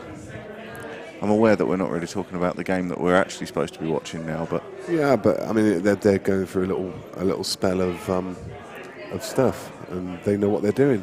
And everyone at home can And James see has it, now so. got all 4 pockets covered. Yeah, exactly. There's me saying he doesn't want to get involved in a tactical exchange with Ronan, and Clearly he does. yeah, clearly he does. I think he played the wrong shot there, though. He should have been dinking the red off the cushion and pushing the yellow off the rail, knock the red across the table towards the black. Yeah, yeah. Because it keeps his ball in play. So now he's blocked Ronan's ball, but now he's in big trouble here. I say big trouble. He's in big trouble on this visit. He can't do a lot with it. So run the black across and just try No, and not the promote that black. yellow Not into the the black. pocket? You don't want the black tied up with the reds. No. So that's not a bad shot. The problem he's got now, though, is that if Ronan, if he does double that red that's on the spot up and down and gets either one of the opposite corners with it, blocks the black or blocks the yellow, then he can knock the red away from the yellow that's over the corner and he's favourite. Yeah? Sounds like a plan. I mean, and if I've seen that, then Ronan's seen that. Yeah.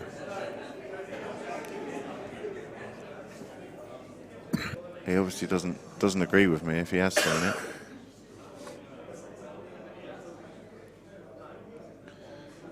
Wow. If he's about to do what I think he's about to do, then wow. That's one of the worst shot selections from Ronan that I think I've ever seen. I mean, I understand he's trying to move the yellow away, but he doesn't gain anything from moving the yellow away, really, whereas he could have doubled a ball up and down, tied a black up, got a ball out, and he's favourite. By the way, Mick's getting ahead of steam up there. He's now 6-4, having been 6-1, so he's won 3 on the bounce. See if you're Jimmy now, you've got to be looking at either getting the black down the table where you've got the 2 yellows, you've got both corners, or in the losers section, sorry to interrupt you, Sean Story has beaten Tom Cousins 6-4. And Ryan Clark is 3-0 up against the Tower.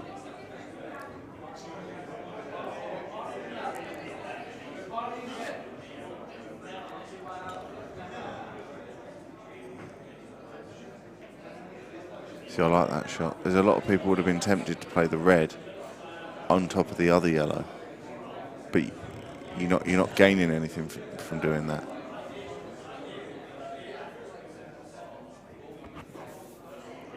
He's playing this quite well, Jimmy. He's playing it in a way that doesn't give Ronan a chance to lock the balls down any more than they already are. Would he not? Would Jimmy not be better now? Just to start potting his yellows. Potting the reds, you mean? No, just take his yellows first, and then start moving through the reds. Certainly. I think no. I don't think. You still play a waiting game here. Yeah. Because at some point he has to not force the issue, but he can. If he starts moving through his balls, Ronan's still got this issue down in the bottom left. Jimmy's in charge as long as he has. But then why do you take your yellows off the table if you've got control? You'd only do that if the red and the yellow are touching, so that there's no way you can get it out. Oh right. Okay. Because then you don't want to leave somebody in a situation where they can play a DF and leave you in trouble. But they're pretty close to. All right, let's put it this way. Pretty close to touching. If he pots those 2 yellows, yeah, and then does something, right? Yeah. And Ronan then pots the 2 yellows and then pots one of the reds. Right, and then Ronan plays the DF and sticks him on top of the red. Now there's no other yellow on the table. He's on that black, hampered. Do you really want to be playing with 2 that? shots? With 2 shots, but hampered over the top of a red. Yeah, I get it. It means that instead of being a 90% favourite, you're now, even if you think you're favourite from there, what if the black's frozen? Yeah. If the black's frozen, you're it's horrible. Yeah. You're suddenly a 10% chance to win the frame because you've got to bridge over and hit that ball perfect and land on it.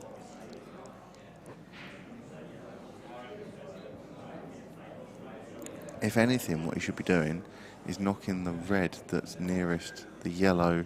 Sorry, the red that's nearest the top cushion, knocking that away. So what he's saying, essentially, he's cocked out. I thought he cocked out another one for a second. He was trying to knock it round and cover the black with it. Yeah, so essentially what you're saying, I mean, Jimmy, who is predominantly black ball and IPA, he's playing a fairly good. I mean, he got lucky to get into this position. I can't be having with this. He's mainly a black ball player or that nonsense. He was on the IPA tour when it was world rules for years. Yeah. You know, he's not a black ball player, he's a pool player. Yeah, now let me quantify that. I mean, you said earlier that he doesn't want to be getting into a tactical frame with Ronan because Ronan would probably tie him up in knots. But what I'm saying is he's holding his own at the moment. In this tactical affair, he's yeah, I mean, it helps when you're the one that gets the ball over the hole and at the right time and whatever. I mean, if they play 100 frames against each other, and you see, look, Ronan's too clever, because I don't even think now that Jimmy's favourite in this frame. So while we're talking about a tactical affair, one game that is just impossible to go tactical, in my opinion, is Jordan Church against Stevie Dempsey, two extremely attacking players. They're currently tied up at 6-all. Jordan Church has just potted the black to go 7-6. Right. That's a race to 11. Yeah.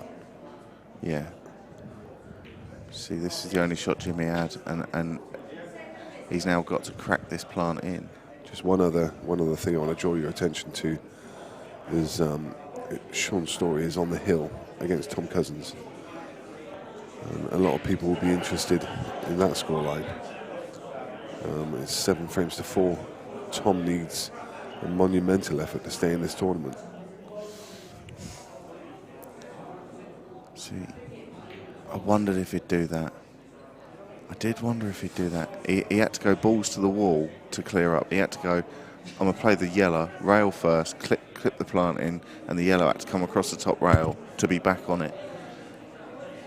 Or he had the option of putting another ball safe. But now if Ronan clips the red in behind the black, then I don't know that Jimmy's favourite anymore. He was huge odds on, and now not favourite anymore. I don't think. At best he's 50-50. If Ronan gets this black tied up, Ronan goes favourite for me.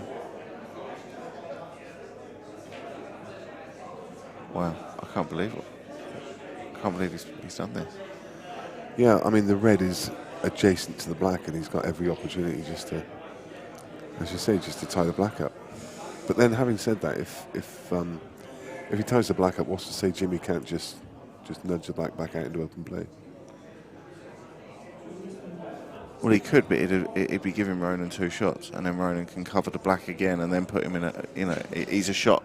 He's not a shot ahead because of where the red and the yellow are, but it gives him a chance to, with 2 shots, tie something up. Yeah. Then do something that's effective, or play a DF and put Jimmy in trouble all of a sudden, you know? If he plays the DF, leaves him hampered, the black's tied up, he wins the frame. Yeah.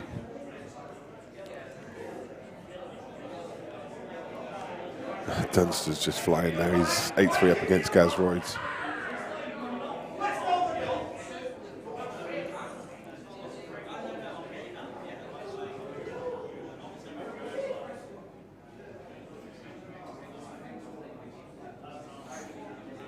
I know what James is doing here, but I don't know. Ronan is going to keep on tapping these balls and not leaving Jimmy a shot. And Jimmy at some point is going to have to, he's going to have to take a chance. He's going to have a go. Mick Hill's won the next frame. It's currently 6-5. Oh, he's got his tail up. You can hear a lot of excited people over the fact that that Mick's making a comeback. I'd be amazed if anybody had put Mick into any kind of a... I mean, of course, they might have bet him outright, or they might have him in the Calcutta, but I'd be amazed if anyone's put Mick into a accumulator at 1 to 10. It's just... Gareth Hibbert's 8-5 up against Phil Harrison. Carla Donahue 8-5 up against Dean Richardson. Adam Marlowe is trailing Craig Lake in 6-5.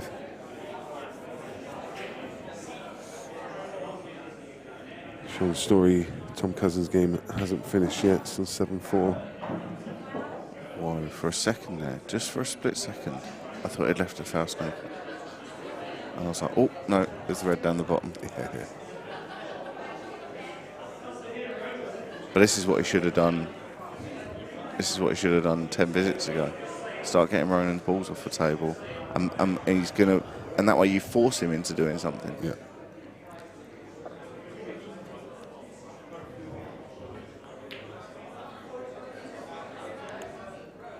If that ball rolls on, now Jimmy's favourite.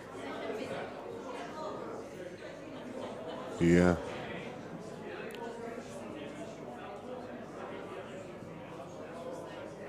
That's not gone to plan. He's tried to get it around the table so he can put that red up, try and tie up the black somehow. It wouldn't shock me if Ronan puts this, just knocks the yellow to a rail, and makes sure that Jimmy has a shot at it. It wouldn't shock me because. What about playing it off the side rail and just putting it next to the black? That's what he's playing. He's playing to put this yellow safe. Or even better, in fact. That's...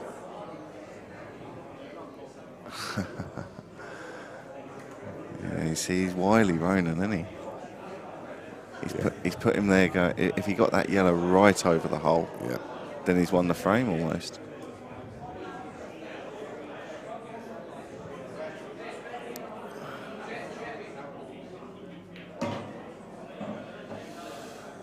Well, he's going to put this red down over. This is dicey. I think Ronan's favourite now. Yeah. And I know that, you know, a lot of people kind of don't really, you know, they don't want to agree with me here, but Ronan's now the one with. But this is what makes me wonder control. why at no point, you know, Jimmy started playing the reds, but why at no point has Jimmy not nudged that black into an open place? So when it gets to this stage, and Ronan's got the 2 visits, he can't. Yeah, you see that? He was trying to get the red up so he could tie the black up. Yeah. So why does he not put the black over the pocket? Who? Jimmy, like 10 shots ago. Well, it wouldn't have been the worst idea because it means Ronan can't get control of the black. Yeah.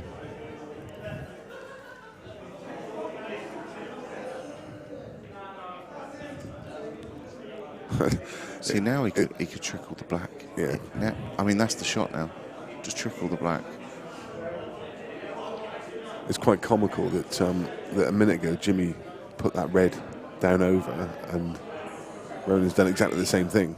Yeah, so now Jimmy's two shots ahead, isn't he? 3 shots ahead.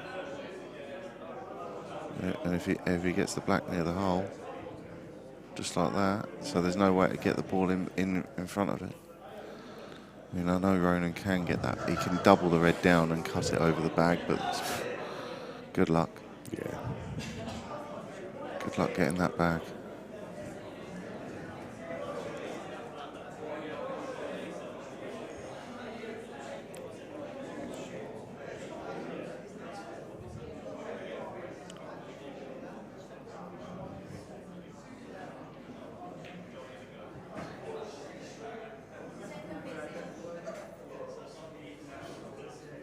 See, Jimmy putting the black there means that Ronan can't play the shot that I was talking about, where he could have just dropped the yellow in, glued him on top of the red, and make him play it. Yeah.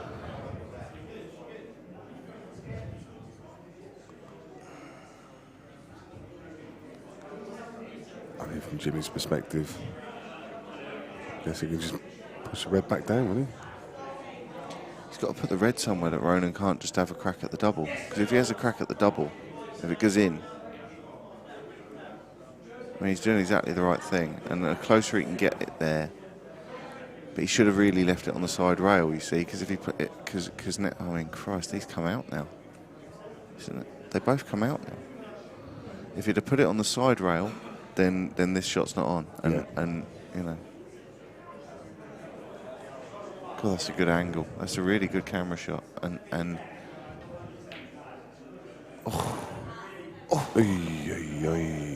dicing. But do you know what?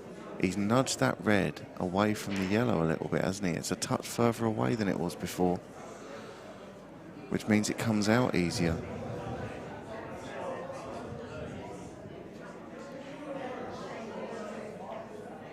Yeah, this is what I thought he was going to do. So now if Jimmy knocks the red down there, he's got to get it really good. he might be better off doubling it up and down and putting it near the black.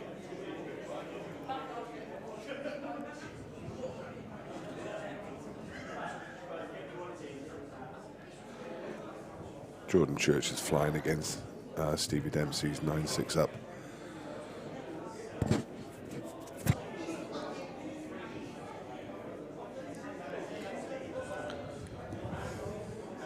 Some player is Jordan. Yeah. See, he's given Ronan a free chance here. He can have a crack at the double, right? And if it goes in, he's got 2 shots to develop the ball out and be on it. And if it doesn't go in, then he can just play safe again.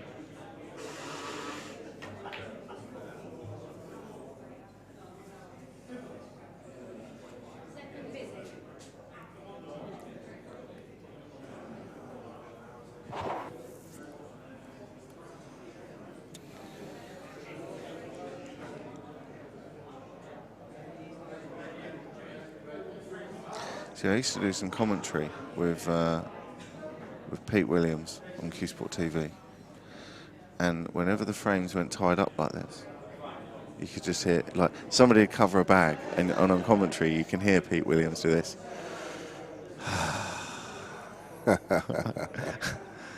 He hated it. Hated the frames going like this. Yeah. I'm trying to work out whether you're getting impatient or not. No. I mean, in all honesty, you know, I've been sat here for 2 days now, and You'd have thought they'd have got you a more comfy chair, wouldn't you? yeah, this is breaking my back today. It was okay yesterday, but it's breaking my back today.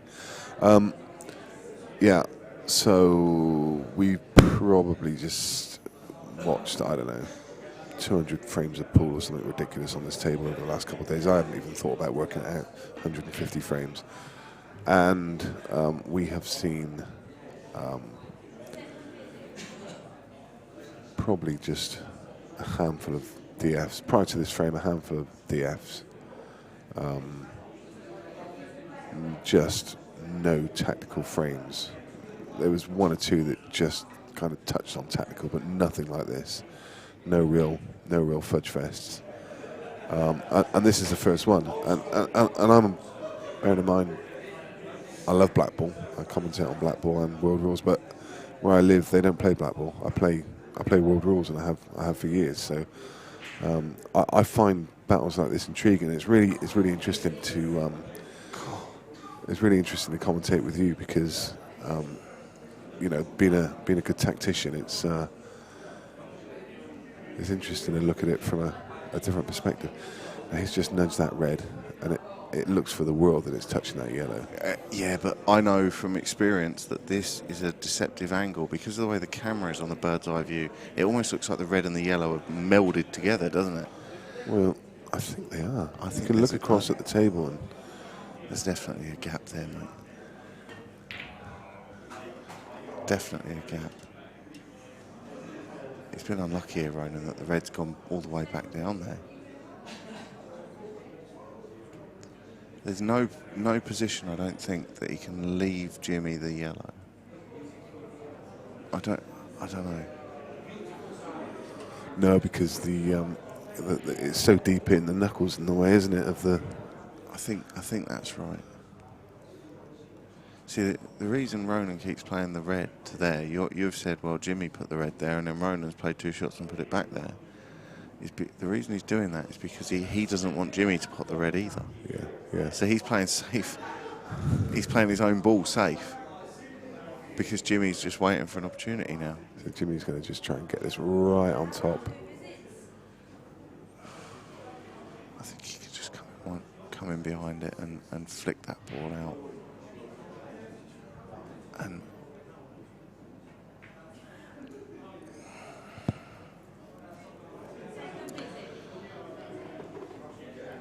but that red definitely comes out, right? That's better. That's the short shot he should have been playing.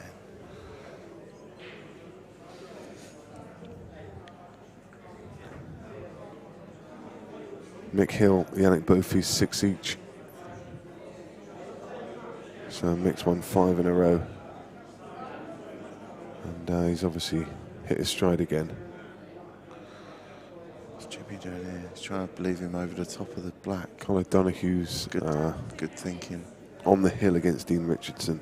See, I knew that there'd be a Chinese snooker in here somewhere, Nick. I just wasn't sure which player was going to do it.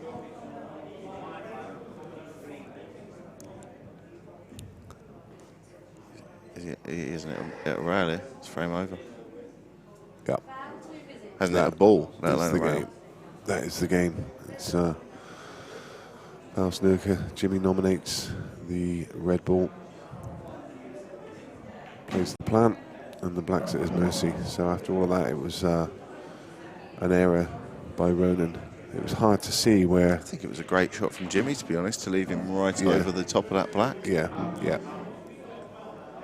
You know, you can't predict that Ronan's going to miscue, but at the same time, he's given him every opportunity to miscue. Yeah. Super stuff. Okay, so it's Jimmy that wins that frame, and he just jumps in the lead at 7-6. I think the players are just stepping away for a bathroom break. So we'll be back with you in a couple minutes.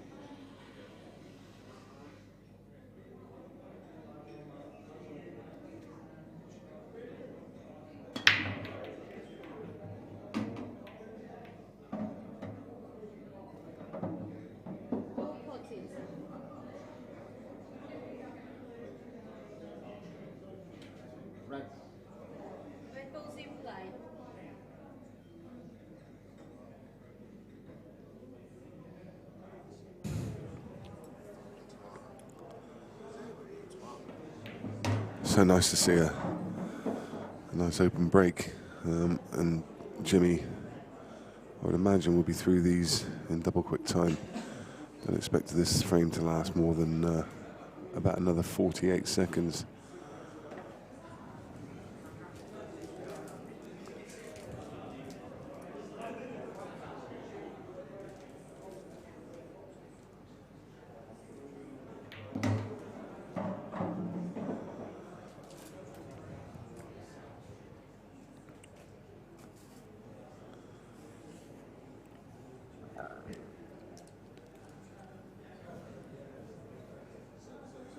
Jordan Church is on the hill against Steve Dempsey, and he's at the table in the middle of a very makeable clearance. He looks like he's good for the win.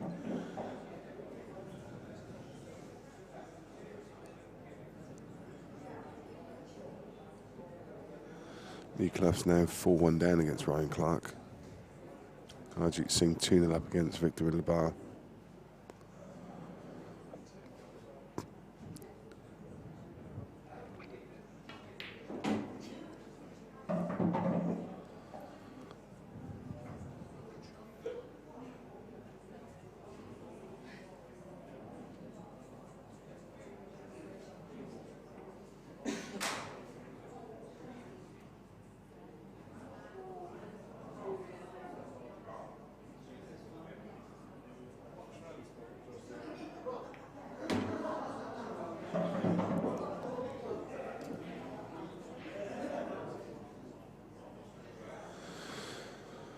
Couple of drop-ins for Jimmy to turn this into a 2-frame lead.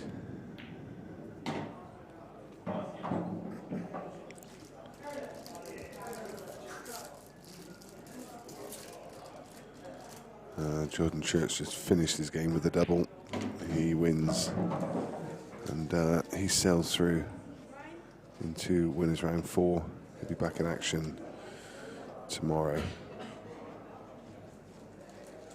Winners are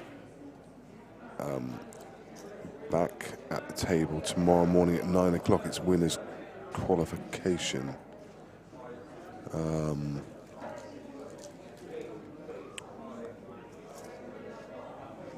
Just trying to see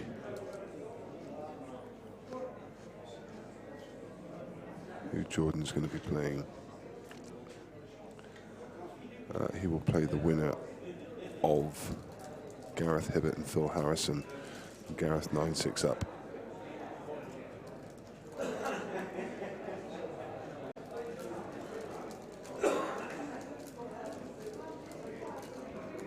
So through on the winner's side, Jordan Church, Carter Donahue and Carl Sutton. Who's going to join them?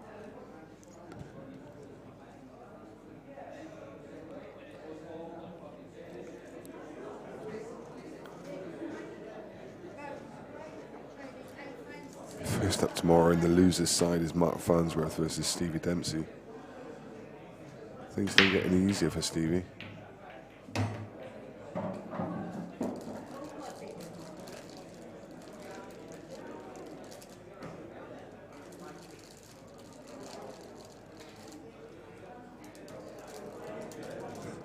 Andrew Sheldon, who's our resident statos, just sent me a message saying that we've seen 180 frames on this table.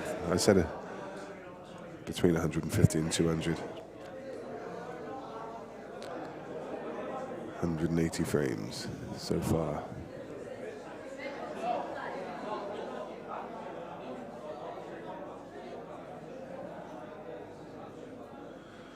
That's what you call a shift.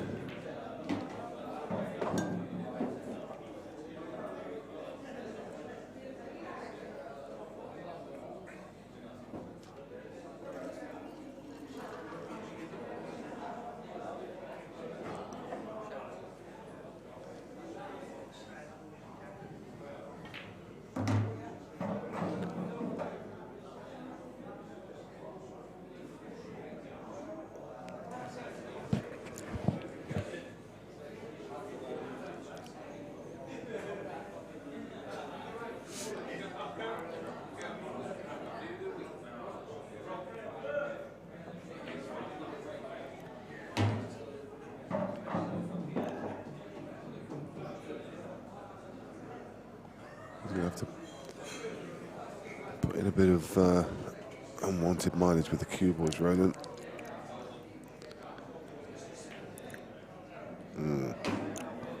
This is a bit thin. Yeah.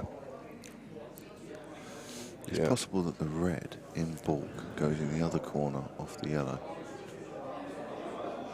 You don't have to play it in the green pocket. You can play it in the yellow pocket. Dunster's on the hill against Gazroids.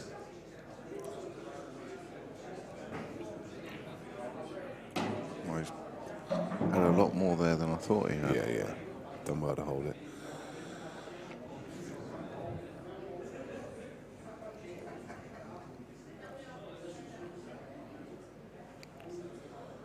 Got to play this with a bit of pace, yeah. I think he's played it really well. Played it with just enough pace, didn't he? Yeah, just enough. He looked like he's really geared up and smacked it and then just landed dead straight. Yeah. So, pulls it back within one. Jimmy Croxton 8-7. Who could call it? Harji has just stormed out into a massive lead against Victorian Labar. 4-0 there.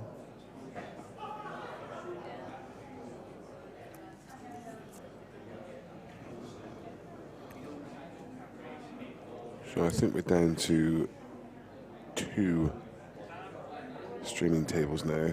Liam Dunster and Gazroids, which is on the hill. And this one, Jimmy Croxton, Ronan McCarthy. All the other games are completed. This will be the last match that we cover this evening. We'll be back in action at 9 o'clock tomorrow morning with winners qualification. Early start for these players. It's going to be a late night. Back and catch some sleep and then straight back in here tomorrow morning.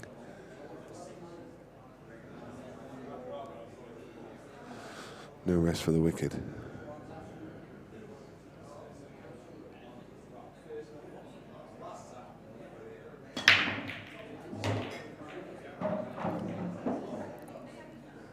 Well,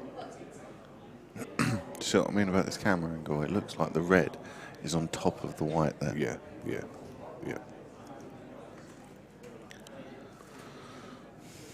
See, I want to be reds. But you don't want to take the one over the pocket. No.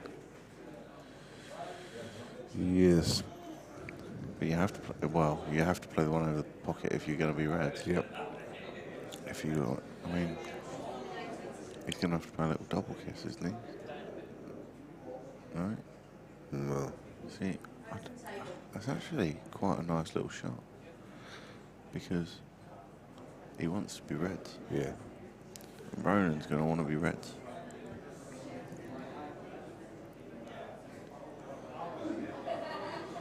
Wherever Ronan goes here, he's going to leave. He's going to leave a pop at a red. Well, unless he can just nudge into this red. I think you can just leave it right there. He's just said it's not frozen, so a little stab. And I can see Jimmy doing pretty much the same thing. Have another frame that lasts an hour and a half. Well, then two just tapping the ball around in that. It's pocket. either that or they say, do you know what? Stick him back up again. Let's have another go. If you were Jimmy, would you agree to that? Or if you were Ronan, would you agree to that? Depends how long they're going to stand there pushing that ball into the rail, doesn't it? Jimmy's got second thoughts already. Well, the idea is, I think, you need to get the red touching the rail, because then you can't play that shot. He's going yellows. I don't know. He must think that yellow passes that red in the corner. Yeah. I don't know. It looks tight. He's got a better angle, a better view than I have, Yeah, but this doesn't look easy to me. No, it does look tight, but the fact that he's playing it, you've got to assume that it goes. Great shot, but well, he's been unlucky. Yeah, he has been unlucky. Still got a problem. That could have come out a lot nicer.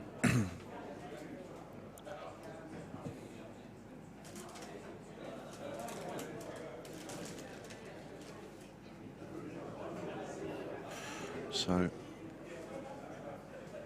I'm just trying to see a route, and if he can get back to the other side, no, I don't like this. I don't like this. If he could have played that with bottom right hand side and come the other side of the yellow he's now next to, then he could have pinged that ball in and gone hit the rail just before the baulk line, to kiss the red. Yeah. And now he's got to go bananas. Yeah, He doesn't mind going bananas. No, he's got the shot that he's got a nice angle to play that shot, but it's all the eggs are all in one basket. I'm amazed. He's lined up. He's going to play to kiss the yellow. He's actually just lined it up to kiss the yellow. Yeah. Why would you do that? Well, unless the yellow doesn't pass the red, then it's pointless moving the red. That looks to me like that goes. I mean, I could be wrong. Have a look at the overhead. Can we see the overhead view a second? Yeah, that goes. That goes.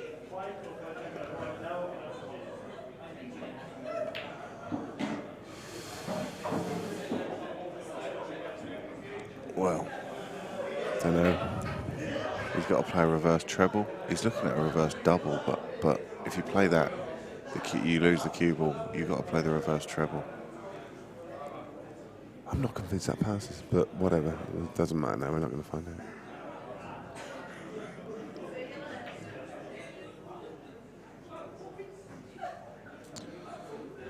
I think the reverse treble was easier than the double there. And you could have got the cue ball out of there with control. So from Ronan's perspective now, just I'd imagine just running behind these two reds just to change their position slightly. Neither of them go, and they're not a plant, so just play the snooker and running behind those two just to. Do you know? You can play that. You could play the red that you're closest to in off the yellow and move it away from the pocket. Yeah. Because he's been really fortunate. He's been really fortunate that that ball's come back across. Didn't play that. Didn't play it to finish like that, but there you go. See, the fact that it's near a pocket means you can luck it in now. Whereas if he'd have played the ball in off the yellow into the middle.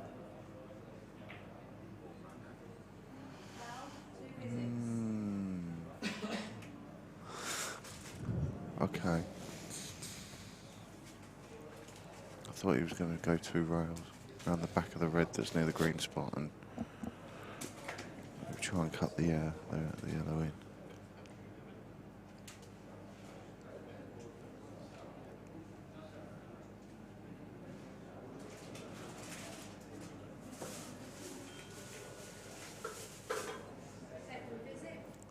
Yeah. You know, they say about Efren Reyes. What does Efren do when it looks like he's in a lot of trouble? Something simple. Yeah. Like again and again and again. Ronan has just done something simple. He might have just done something wrong here, but the first shot he plays is very simple. Knock a ball out, leave yourself exactly where you need to be.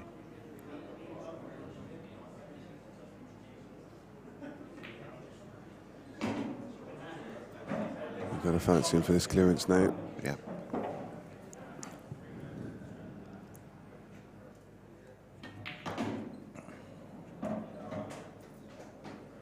If anything, he's been a little bit unfortunate where that yellow, where the red landed.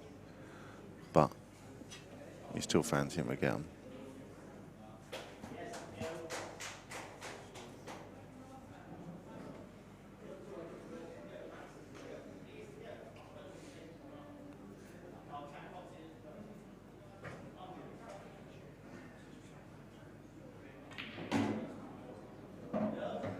Perfect.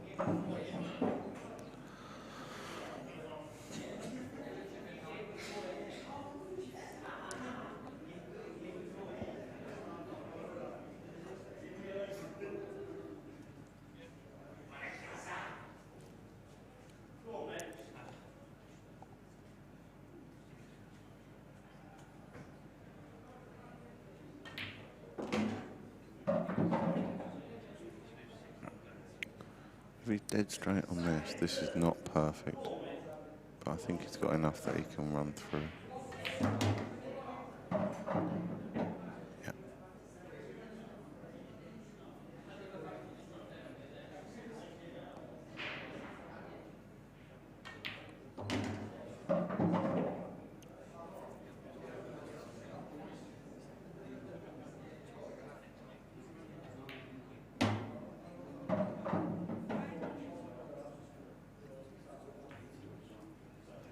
So, 8-all.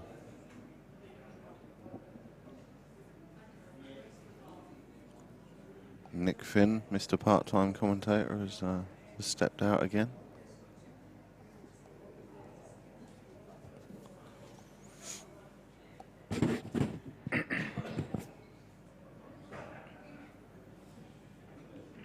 Other ongoing matches. Lee Clough now 2-4 behind to Ryan Clark. Harjeet Singh 4-1 ahead of Victorian Labar. Jimmy Croxton obviously 8-all here with Ronan McCarthy. Gareth Hibbert leads Phil Harrison 9-7. Mick Hill is now 8-6 up against Yannick Bofies, having trailed 6-2.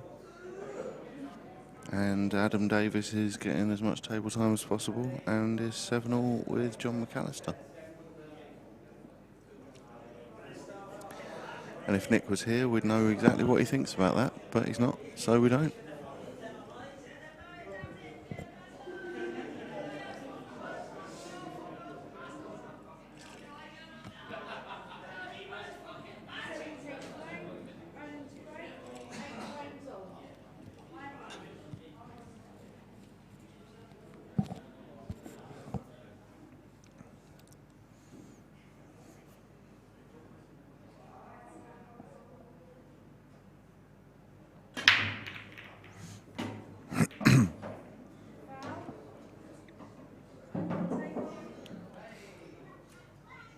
Well, Ronan in off. Straight in off. He's had a few of those already in this match. They're not easy, these balls. The reds are the obvious choice, but there's work to be done. There's a red tied up with the black at the bottom, which may go into the bottom right corner as we're looking.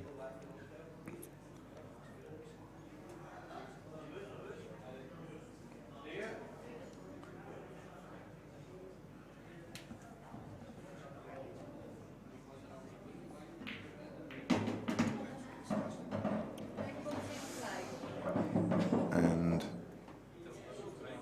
he's got far enough across that he's on this red, but he really could have done with the other red not dropping in. And now this is it's tough to control this cue ball.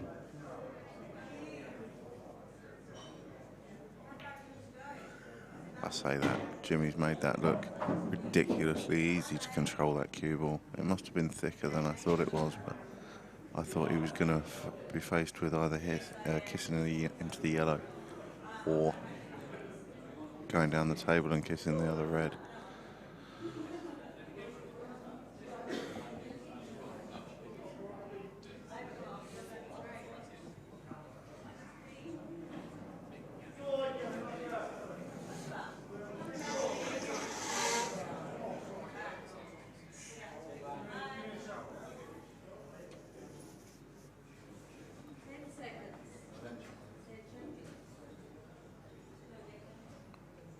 So a little bit of work here for Jimmy if the red behind the black doesn't pop.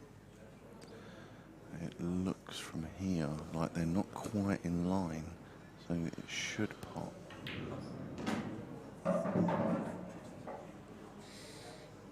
Now we'll find out, because if it pops, then he's as good on it now as he'll ever be.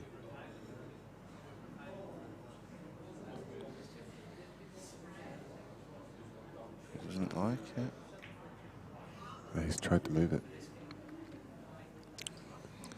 Wow. I'm really surprised. I mean, that he almost played that like looking like he was tired. But he didn't want to get down on a shot. I mean, it's a long day, this. Yeah. How many matches has Jimmy played today? Is this his 5th? 4th? 5th? Somewhere around there anyway, isn't it? I mean, you're talking... No, on the winner's side. No, it's only going to be his 2nd. Really? Yeah.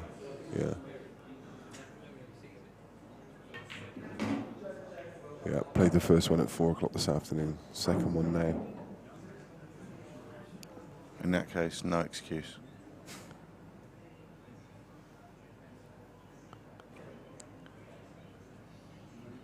Where a second ago we looked like Jimmy was going to go 9-8 in front, it looks like he could now go 9-8 down.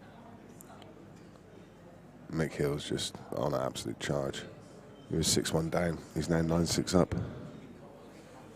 Won 8 in a row.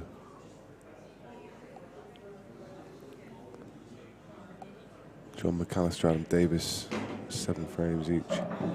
Phil Harrison's won the next one. So that's 9-7, he trails. It's been 9-7 a while now. Victor in the bars on the scoreboard against Harjeet Singh. Lee Clough 4-2 down.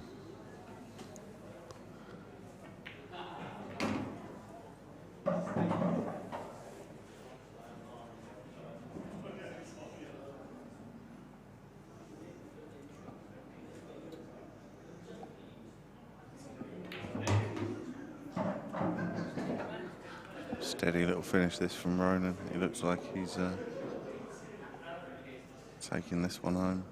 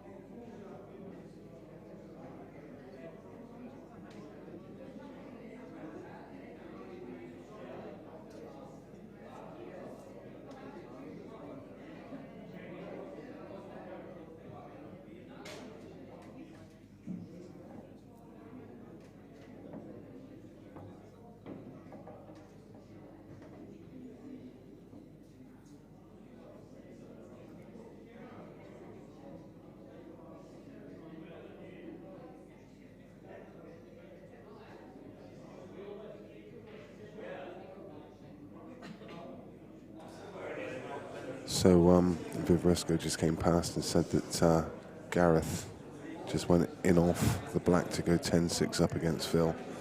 So that was now 9-7.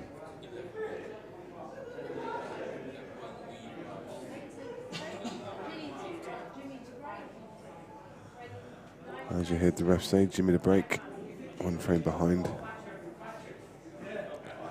Can't call a winner in this one. Been 2 in and throwing, but this is a big break. If you can't make a ball here, wow. Any more balls want to go in? No, that's enough. Okay, so only the 4, but look what he's left. I mean, it's just ugly. If he had a shot at a red, they're just absolute ploppings. But he doesn't. And he barely has a shot at a yellow.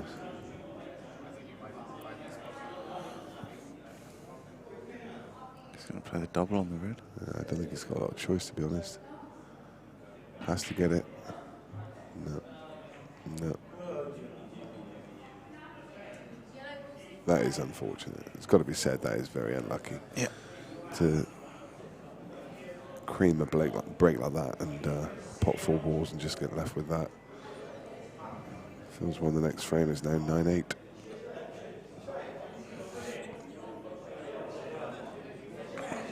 which makes me happy. So all the bets I have to that admit, we've had. I want to see. I love Gareth Hibbert, one of my favourite players, but I did back Phil before the tournament, so we'd like to see him. I backed him before the very tournament. Actually, no, that's not true. It's not true. I backed Phil. I was going to back him at 12 before the tournament, and I forgot. And then after he won his first round, which, you know, he was, 1-4, 1-3 or something to win his first round, I said, well, what price is he now? And he shortens from 12s to 10s, which is kind of, come on. Yeah. On the basis of one win. I think it was more because Mark got beat, but still, it's a big shift. So I'm on Phil at 10s, and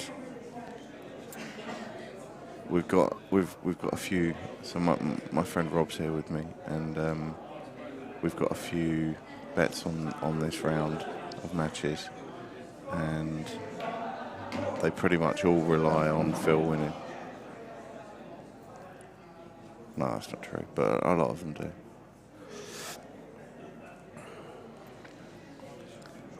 Well, that in off from Gareth would have been a massive swing. Yeah. 10-6 there, and really not much of a way back for Phil. It's just one frame behind now. And talking about one frame behind, Jimmy's one frame behind, but looks for the world like he's about to go 2. But Ronan has to be really careful here. He's got to have a big shot to get on the black here. I think he wanted to come across further so that he could pop the yellow in and come out a touch and leave himself straight, so screw straight back for the black. His other problem is he has to pot this clean. He cannot touch that red because it's going to push the red over the yellow. Oh, unless he plays it hard. And then puts the yellow on the rail. Yeah, that was always the danger. That was what I say. There was a lot of risk involved with playing it like that. I agree. He obviously felt that he couldn't pot it direct. Otherwise, he would have. And I'm surprised that Ronan, of all players, did that, because, as I say, he's one of those that takes what the table gives him, and doesn't try and take liberties, and that is an un-Ronan-like shot, I think. Yannick's won another frame and he's 9-7. He won't be out of that game, okay? He's got to win 4-1, but he's already shown that he was out to a 6-1 lead. He's already shown that he can string frames together against Mick.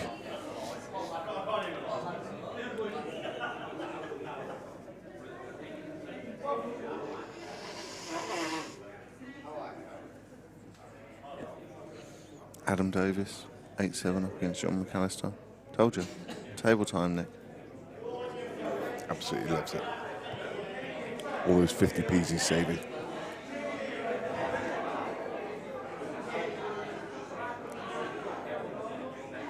He's got to have played this well, otherwise, and he has played that well. Ronan was already tapping the table. He acknowledging the shot. Ballsy, really because is. He's had to hit that red really thin. If you catch that red thick, you lose a frame. He's had to flick that really thin.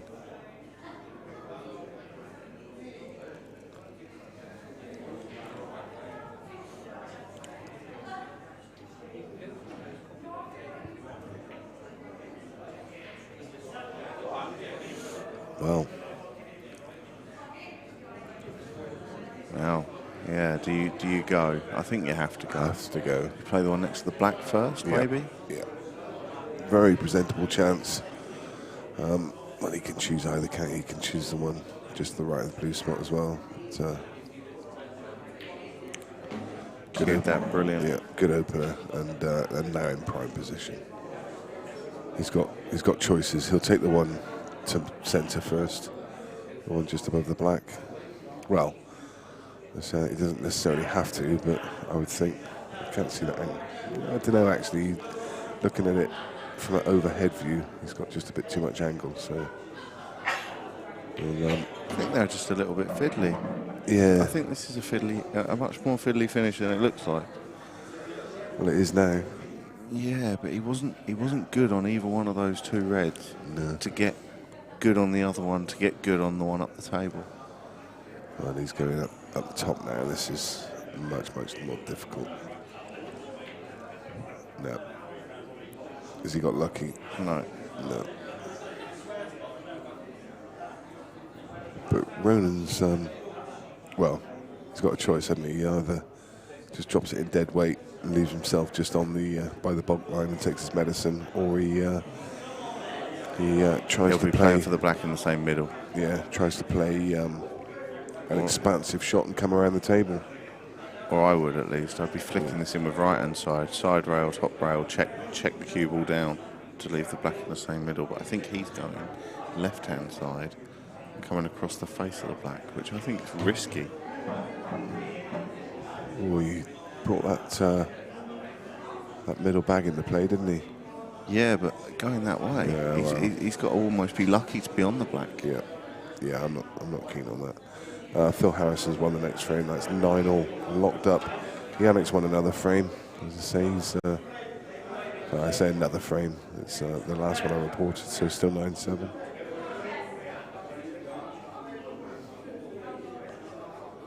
Niklas fighting back.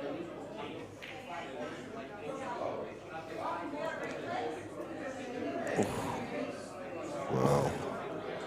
Do you know, I think he's left this. I think it goes. I don't know, actually. From the overhead, that looks like he can play that. But from this angle, it doesn't look like it. Well, I think... surely this is one rail and rest on the top one? Yeah. Rest on it dead weight?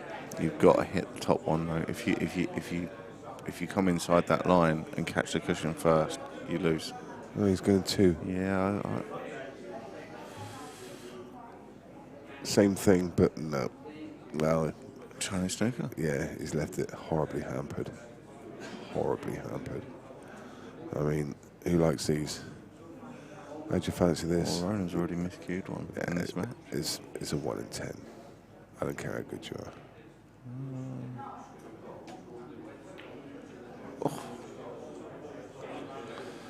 Wow. Yeah, but he played it well, didn't he?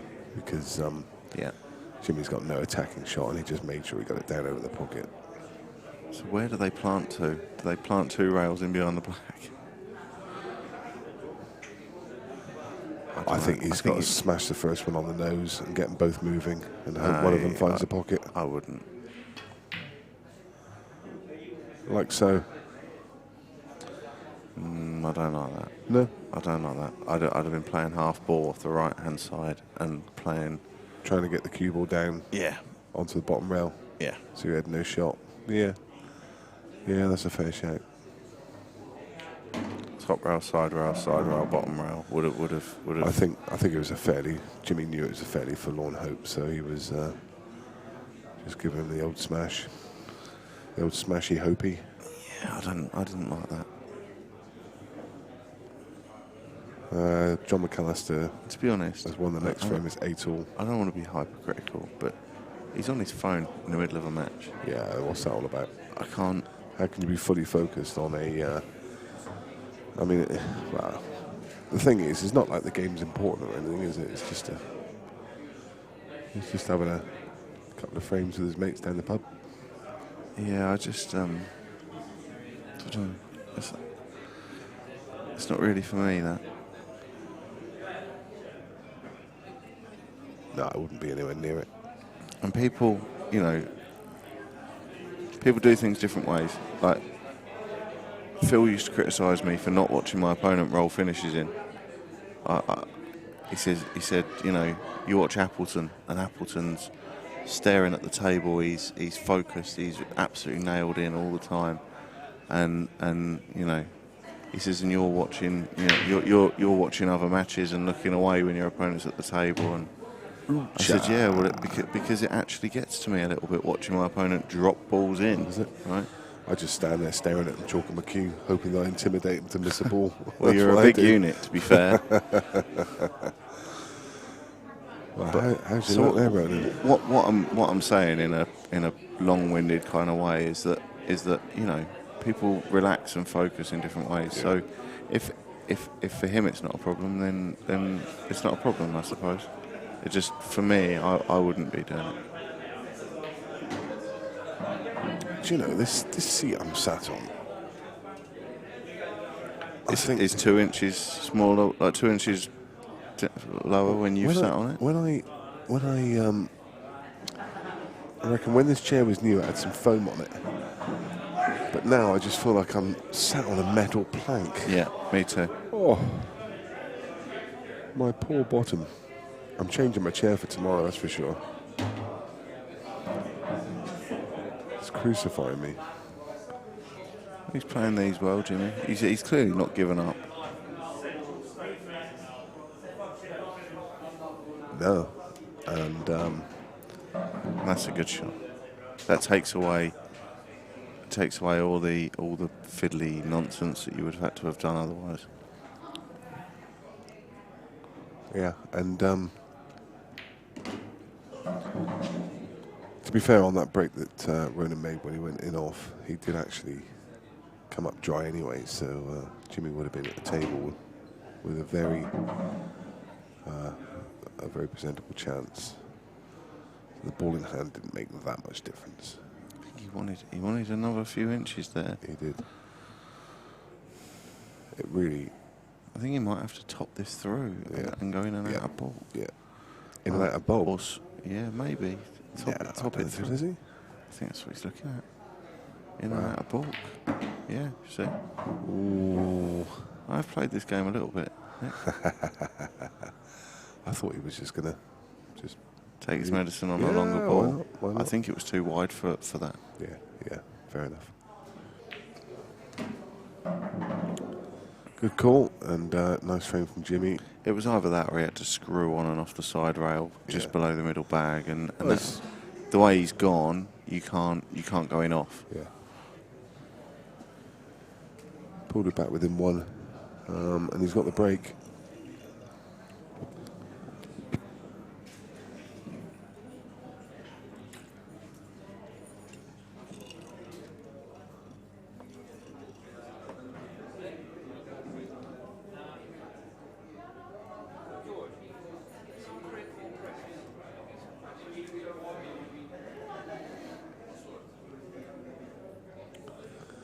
Ooh, Gareth Hippett's on the hill. 10-9 against Phil Harrison. Wowzers. Well, who'd bet against that going hill?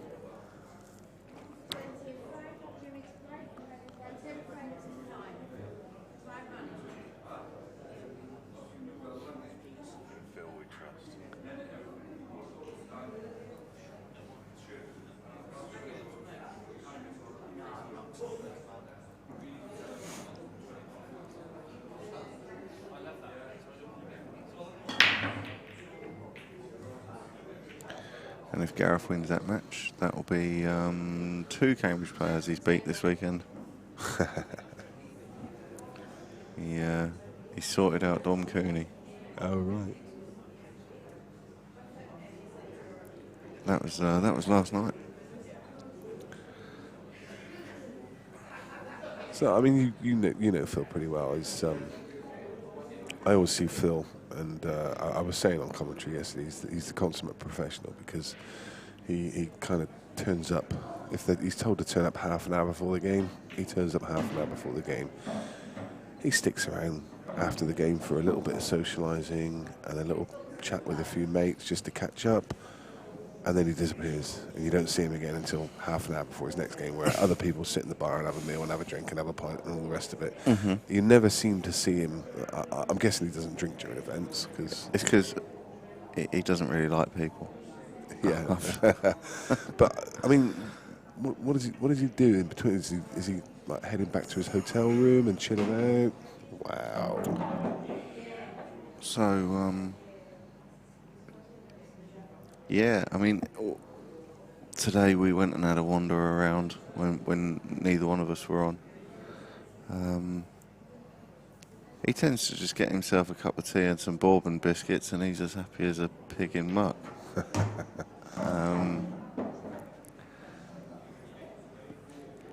The simple pleasures.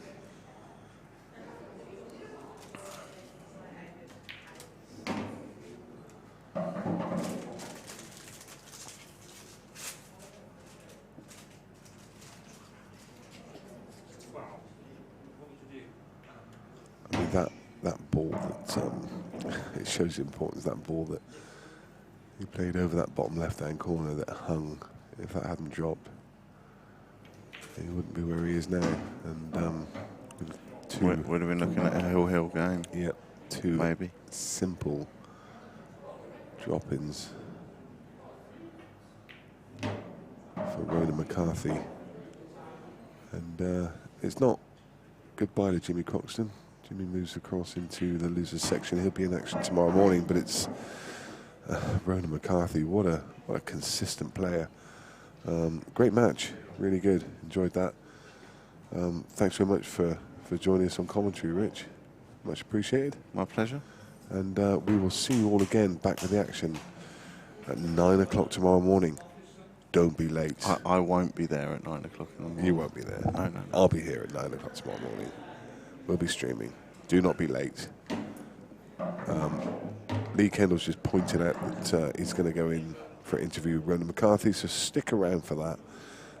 But from me, I'll bid fond farewell, and I'll see you in the morning. Good night.